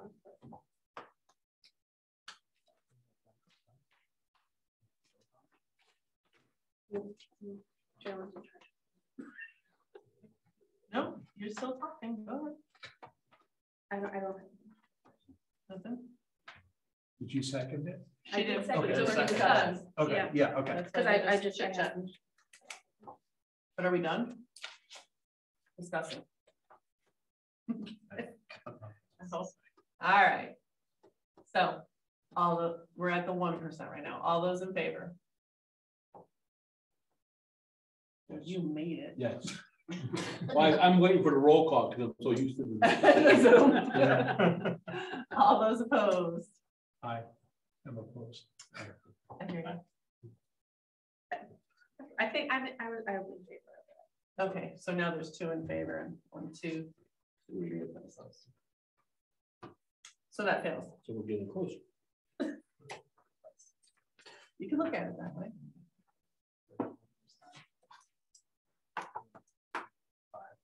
And then build it a 2.14. 2.17. 2 points, I was close. And that died without a second. Yeah. Correct. So it's still. And so did the 1.5. But George is writing down the numbers, so. As best as I can. Yeah. So just in the interest of moving the process along, I recognize the concerns that the board rightly has around the financials and the audit and the like, but in terms of formulating the budget, you have now an established high and a low where you know that you're not going to be able to get the high done or the low done. So for budget making purposes, why don't we start with the assumption of the high, move on to the town side, see what your mill rate and your tax increase looks like at that point, or tax rate looks like at that point. And then you can revisit any or all of the departments, but it's at least a way of facilitating. You the still have conversation. Wednesday, you know, or you can just let it sit, you was don't hoping to have rip to the do Band-Aid off anything right tonight. now. I mean, you can let it sit and not even do anything right now and move on to the town side, completely up to you guys.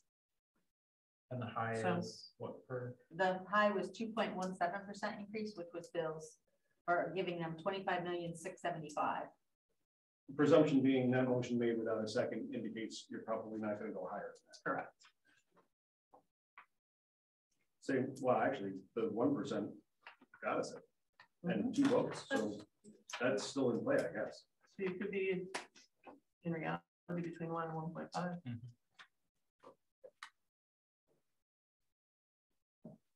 So.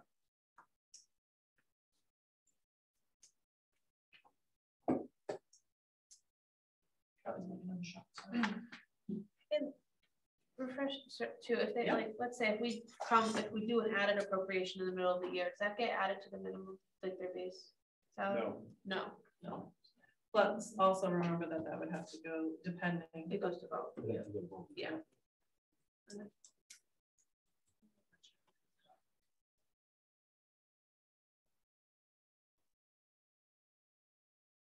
Where did you do? Come on, George. Throw them out there. I think you guys are. You and Tom.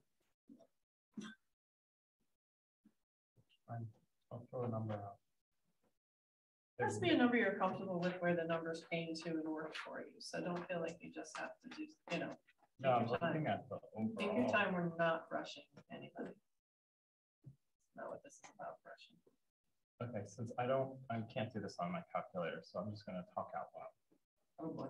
Okay. Then. What you wanted? Yeah, no, I want a pen because I'll lose my thought process. Go ahead. I can't even read this anymore. This number, Gotcha. 25, 130, 075. Yeah, that's last year's number. All right, so that's my proposal. Because isn't that That's zero. Is that zero? That's zero. Okay, so then it's got to be whatever 1.25 over that is, because that's in between where we're at right now. Because it's either we had a 1 and we had a 1.5. So Hey, Jay is too. Oh, sorry. 25, 444, 200, and 1. 25 what? 442. 25, 444, 201. and that would be 1.25.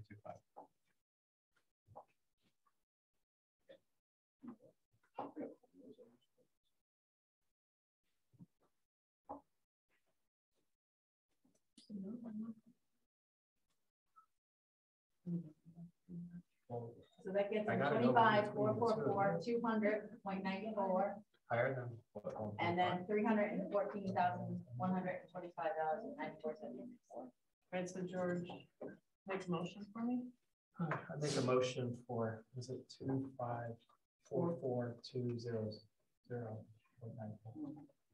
Well, could make it rounded so it's not dollars and Yeah, cents. so whatever it is, 201. Yep. 201.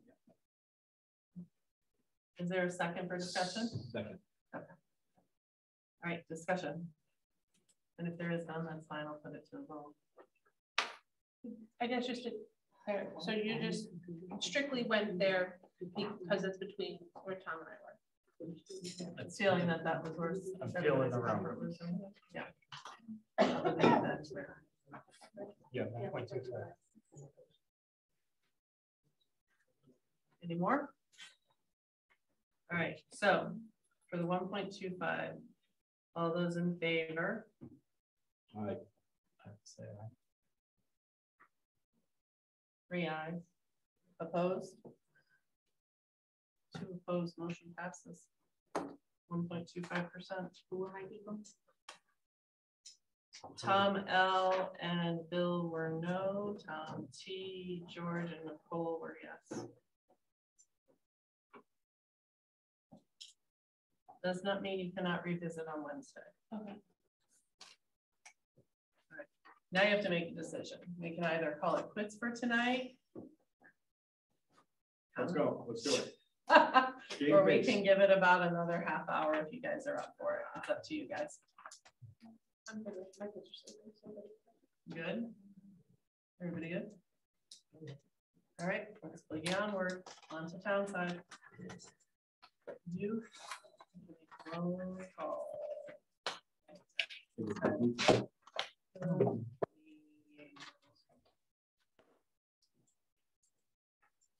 minutes to text to work, okay? It's fine. I'm just sick They of have sitting been down. blowing up These my chairs phone. are really Do you uncomfortable. want to? Yes, they are. Do you want to do the police numbers? Yeah. Yes, we'll do the police number. Amy, anything in here is in blue. That's tonight. That's fine.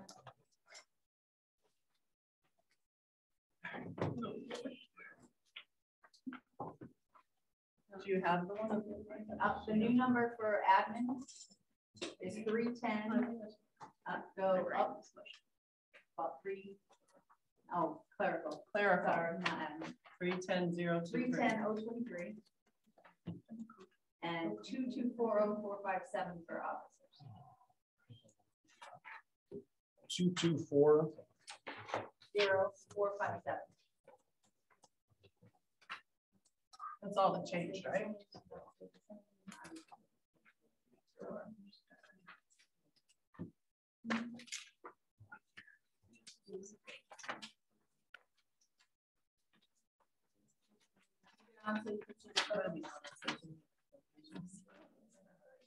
Yep, that's the new number. Maybe. Everything else is pretty straightforward. Cemetery assessments. So what's that look like? The library. Okay, so the issue is. Yep. It's just don't have. I mean, it's not a good choice. So we update the police department to the new. We did. She's doing it. She's doing it. It is, that's their new number. And American Flag.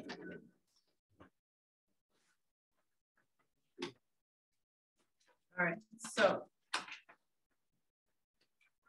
you went through each department. Well, I guess we really need to make a motion for the police that we're making those adjustments based on their, because we're On making their changes. All right, yeah, okay. All right, so we need a motion to make the changes that the police proposed to us tonight to accept the changes. So if somebody could do that. I will move to accept the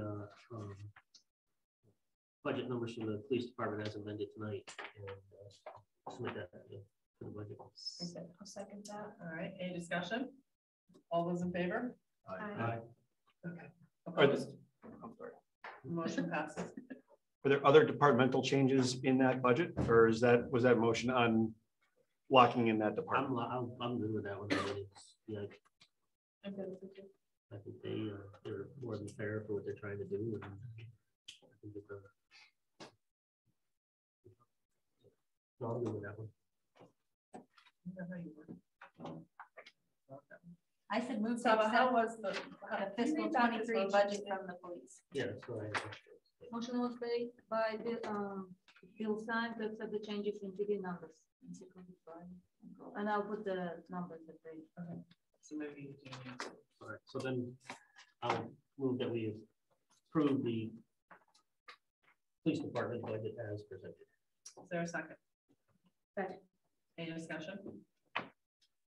All those in favor? Aye. Opposed? Okay, motion passes. All right. The electronic sense.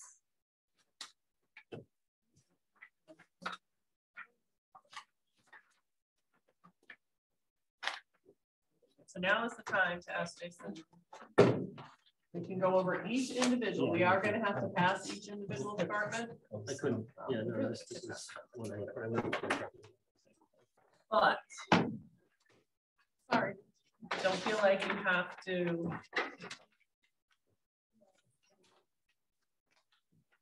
Stay in any sense of order. If you have specific questions that you would like to ask.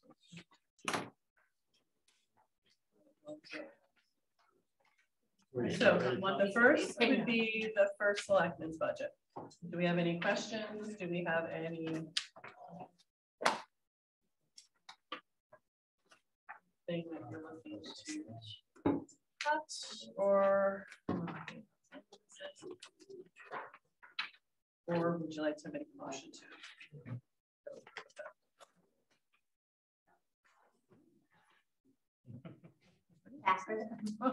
Did you say half it?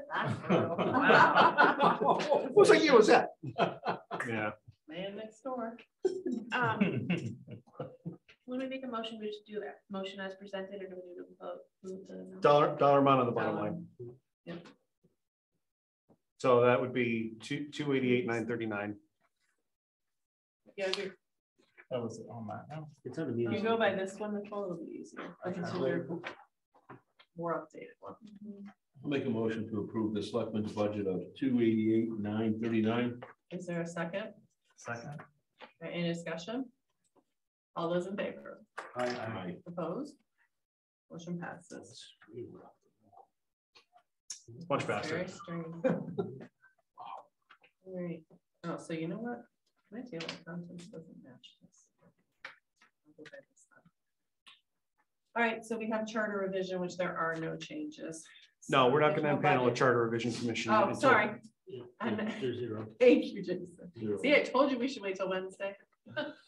So you know, the statutes require the charter be open at least once every 5 years. We did open it in 2020. The next time I intend on asking the selectmen to impanel a charter revision commission will be July of next year. And the intention there is because any changes that a potential charter revision commission would advance would be eligible for the presidential ballot, which is the highest turnout that you can have. And I think if you're going to be opening the town's governing document, it needs to be with as much citizen participation as possible. So that's what the timeline would be around charter revision. So I wouldn't need anything in the FY 22-23 budget, but we will need something in the 23-24 budget.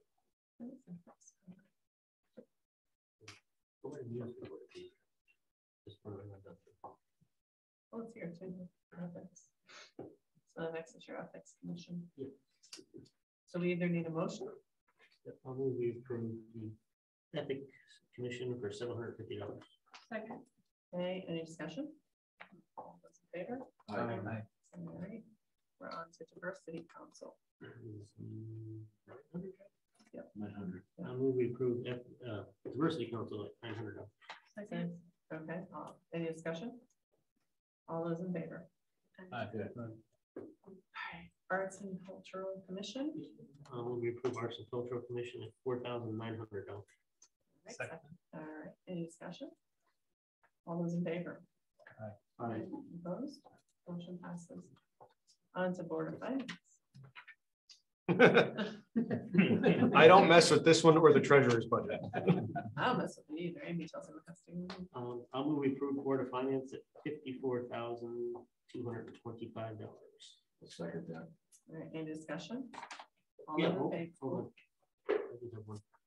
And I'm sure Amy got it in there right. The audit, that's, yeah, it's increased to the number.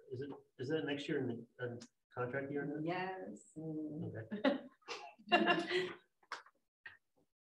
So that's This is our, estimated. this is our last, no. Yeah, next spring we'll be going out. Okay. This is our last one in this contract. Okay, so this one is the, That's my guess. okay. So those in favor?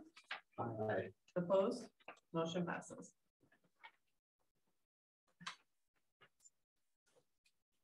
Now we're on to assessor.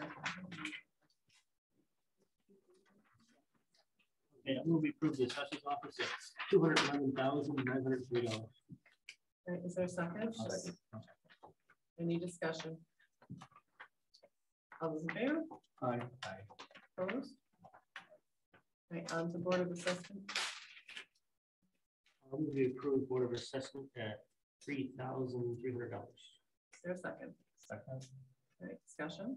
All those in favor? Aye. Opposed? On to tax collector. I'm going to approve the tax collector at $142,314. For a second, Second. discussion. All those in favor? Aye. Opposed?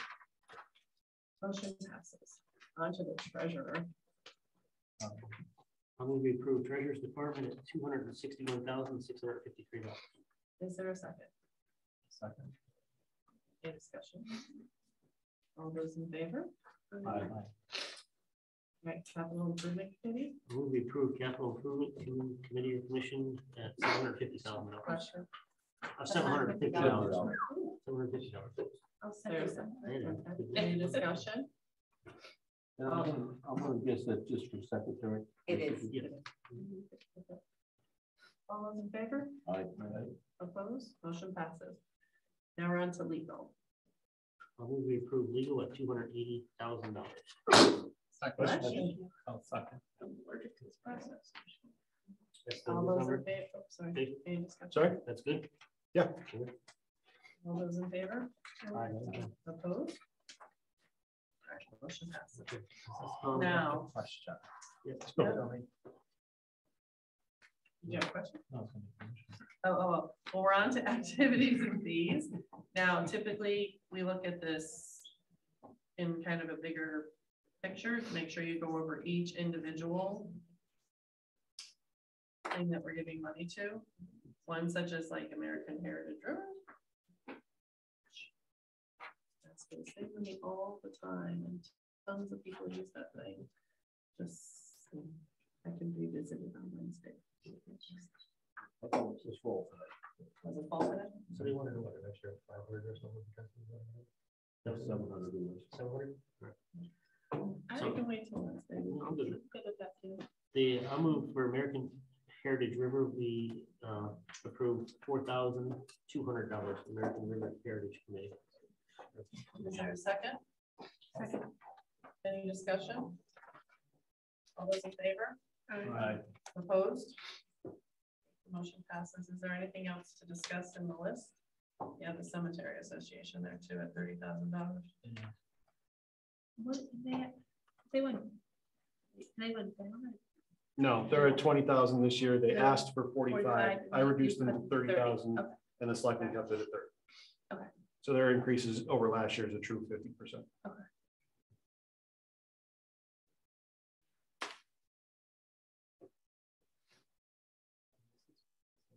We're all gonna use them someday. Did you say you hope No, not? not anything soon. Oh, well, yeah, definitely. I move we approve the Cemetery Association at 25,000. Much. 25,000. Is there a second? I'll second that. Is there any discussion? You say 25. How much? 25. 25,000. There's a first and second, any discussion? All those in I favor? was gonna ask why. Why'd you put it another side? They have funds to maintain the cemeteries. I mean, we're being generous with what we're doing. Personal opinion, but so are you different? I have no I have no opinion on either.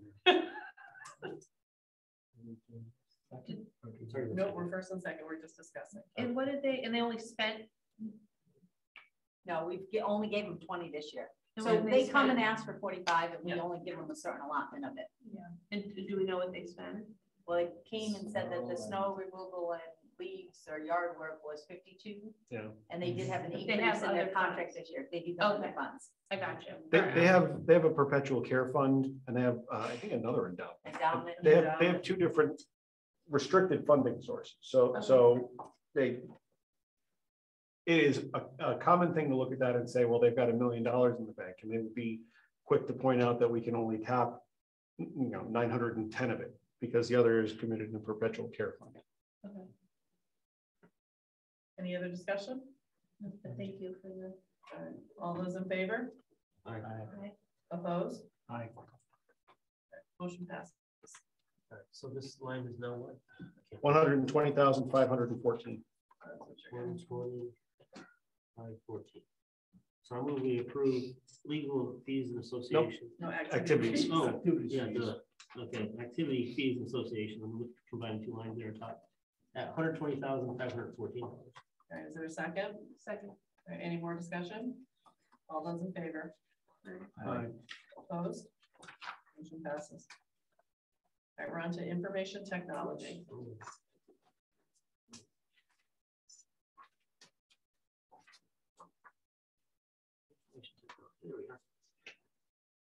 That one was contractual, if I'm not mistaken. So I'm going to approve information technology at $283,092. Is there a second? Second. All right, is there any discussion? Yes, that was the biggest one was tech services. That's contractual, correct? Which one?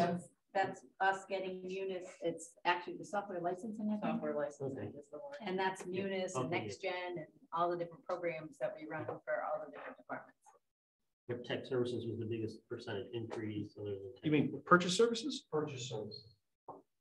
Oh, There is no tech services. It says purchase services. On municipal, it says tech services. Oh, right here. Professional service, purchase service, software licensing.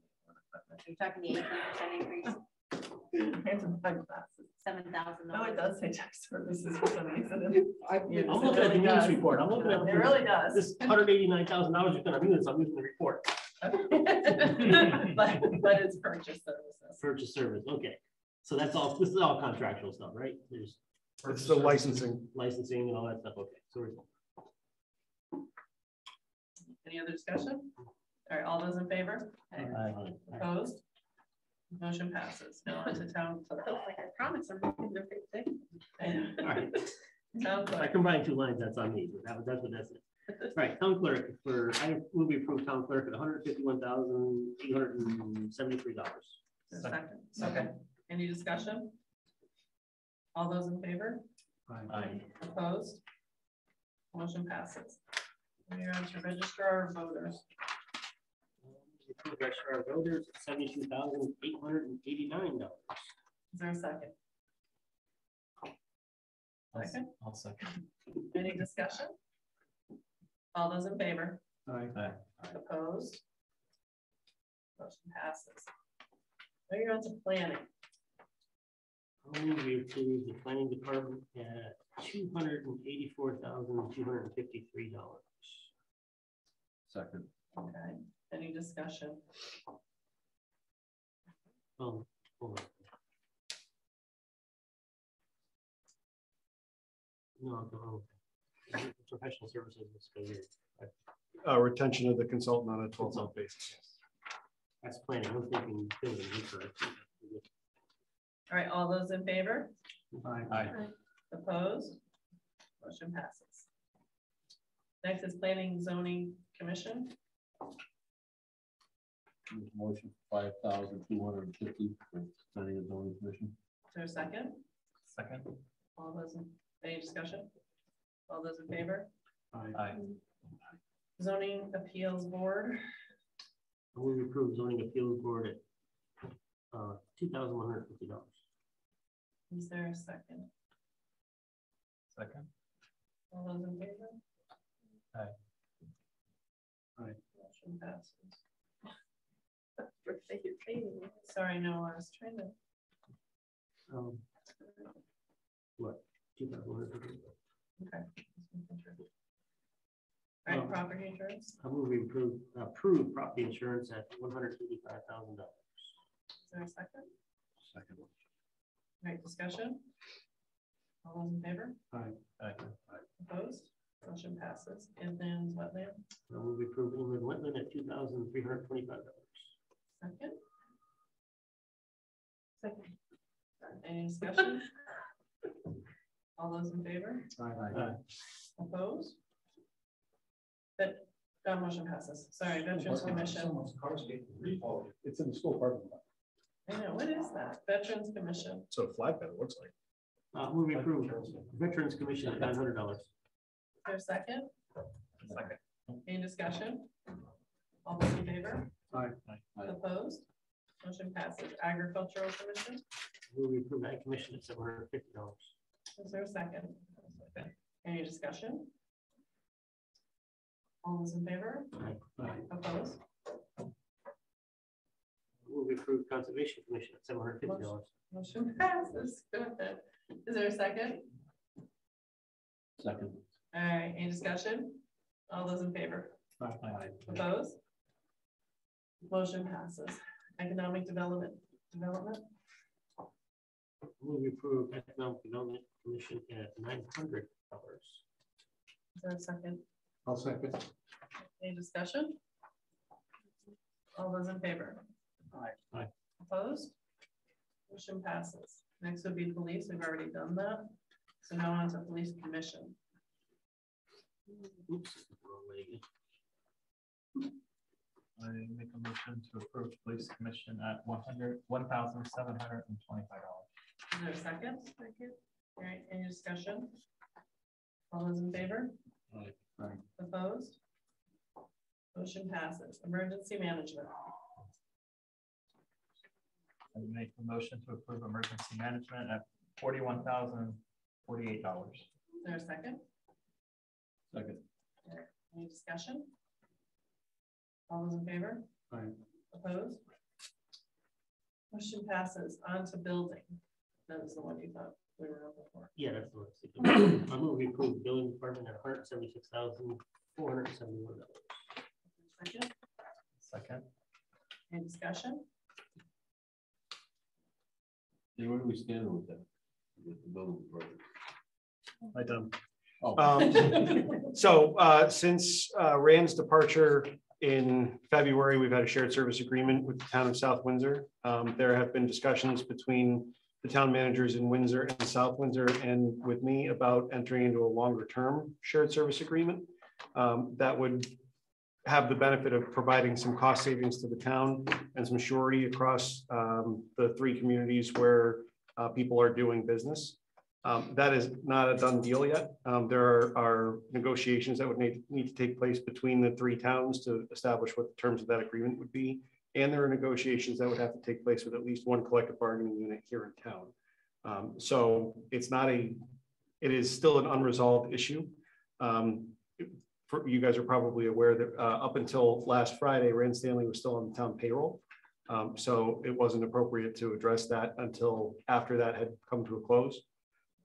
So I have not between now and the end of June to really get some resolution on that.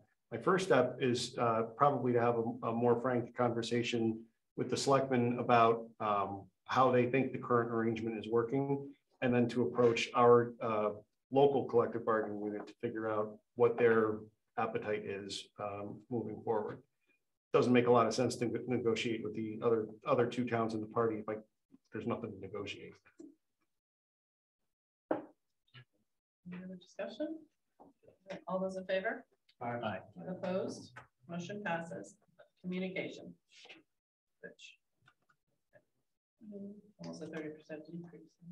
Yeah, and that's 482 is a true number, I guess. Well, we heard today, so I'm going to improve communications at 200 $21,982. Is there a second? Second. All right, any discussion? All those in favor? Aye. Thank you, Mr.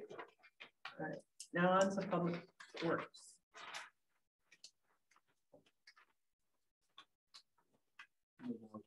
Public works at $1,157,386. Is there a second? I'll second. All right, any discussion?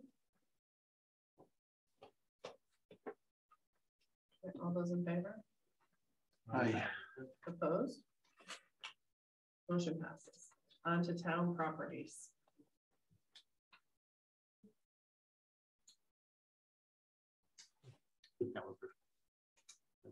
All right. I'm coming back Wednesday. Oh, so yeah, I kind of want to look to, I think I want to look to maybe give more money to some of that stuff. Oh, we'll be back on Wednesday too. So wait, we're skipping over town property. I need more stuff. Look at that stuff. Road So improvements. depending on how generous you all were intending to be, this would be the place to put it back. It was Is just the road Nicole improvements. talking, so I don't know how That everybody is else. just Nicole talking. Yeah, I get it, but Road improvements. no, this was a budget maker cut. So if that's not unnecessary considerations, feel free to put it back. Not really. I will approve road improvements at $430,000. Is there a second? I'll second. All right. Any discussion? All right, all those in favor? Aye. Opposed? Motion passes. Building committee. I hope we approve building committee at $1,500. Second? I'll second. All right, any discussion? All those in favor? Aye. Opposed? Motion passes. We're on to sanitation, my favorite one. I'll move we approve sanitation department at $1,063,445. Is there a second? I'll second. All right, any discussion? All those in favor? I see we have a hazardous waste in there. Do we need to keep that this year? No, that was, No, that's this year. Oh, that was the added That's this year. appropriation to do the one last month. For next year. Okay, sorry. Yep. All those in favor? I did. Opposed? Motion passes. Yes. What are our thoughts on table and restful funds? As we want to get through it. There's only like page left. Yeah. If there's stuff you want to look at closer, we'll skip over it. We can skip over it. Okay. Because we're on senior services right now. Okay. Is that something you wanted to look at? Yeah. I'm okay. Sure. Yeah. Senior services. How will we approve senior services for $256,042? All right, is there a second? I'll second it. All right, any discussion?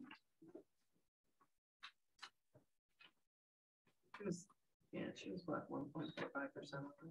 Barely. All right, all those in favor? Aye. Opposed? Motion passes. So it would be elderly commission next. Yep, I will approve elderly commission for $750. Second? All those in favor? Aye. Opposed? Who was our second? There was one. George. Add me. Social services, another one where she 0.53% increase. So it's important to keep in mind, there are a couple of contracts that are out. The police union contract is not reflected in the in their department budget. They're out starting June 30th. The clerical contract has been out since last July 1st. So those two contracts are expired. You guys are working on the clerical right now, all right? Yeah, it's a slow slog, but yes. Okay. Does the No, go ahead. no, it's just an open question. You said police. Do they, that position, would that work with this group as well, or is that? Yes, that was where she was talking about, for social services, the YSB. Yeah, that's is what I thought. one of Okay. Melissa's staff that they were Okay. talking about, the part-time person they have, who Yeah. worked with the part-time person she would have, Okay. and So- then be overseen by that grant person. Okay. So for some history, George, because you're new to the board, Melissa has been the caretaker of the YSB grant for a number of years. And last year, I think it was last year, we put it into the, we redirected the funding towards support for the mental health team to pay for the social work support with the sworn officer as the administrator. So it was kind of an amalgamation of different funding sources. There still is a need under the Police Accountability Act to provide for some of that stuff, and we're still intent on using YSB funding to support that. Yeah, I just remember hearing something, and that's why I was thinking was this department. We had a body, but she, I think, got swooped by our schools. And then she actually left us. Oh, Are you did kidding? She did a good job, 10 minutes from our house. Where does she live? I thought she lived in Bloomfield. 800. Oh, Not that much further. wow. So it sounds like the writing was on the wall with that social work position anyway. That was a problem that was coming. Just the same. Oh. All right, so social services. I'll move to approve social services at 178,306. Is there a second? I'll second. Any discussion? All those in favor? Aye. Opposed? Motion passes. Libraries. There are two separate, so you can either do it as a bundle or you can do it separate. Completely up to you. I want to skip libraries and park and rec, please. Okay. Hold on. Park and Rec.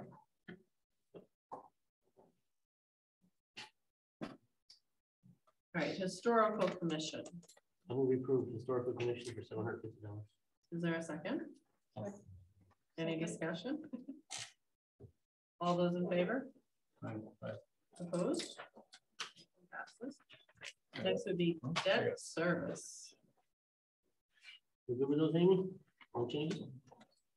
Yeah, the debt, this is the one that Jay actually added the 94 to hopefully open up some capacity to get some things like the school roof done and stuff. So those are good numbers, the 1128. Yep, okay. So I'm going to approve debt service at $1,128,300. Start over. $1,128,133. Second. Any discussion? All those in favor? Aye. Opposed? Motion passes. All right, do you want to skip capital improvement? Yes, please. So we're on to employee benefits.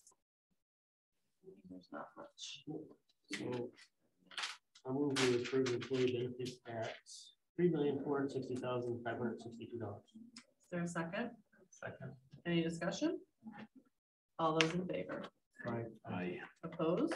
Motion passes. Next would be your contingency.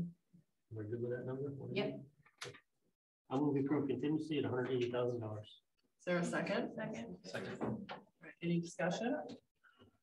All those in favor? Aye. Opposed? Motion passes. We're going to save the revenue. Yeah, let's say revenue and Right, so Wednesday. And we can go back to stuff on Yep. Wednesday too, right? Okay, Yes, this is my- correct. We I can feel like revisit. I had a moment where I missed. So Wednesday, the sections we have not touched, town properties, park and rec, libraries, capital improvement, and revenues. All right, that is something. Where you guys stand right now is about a 0.2 of a mil cut or half a percent.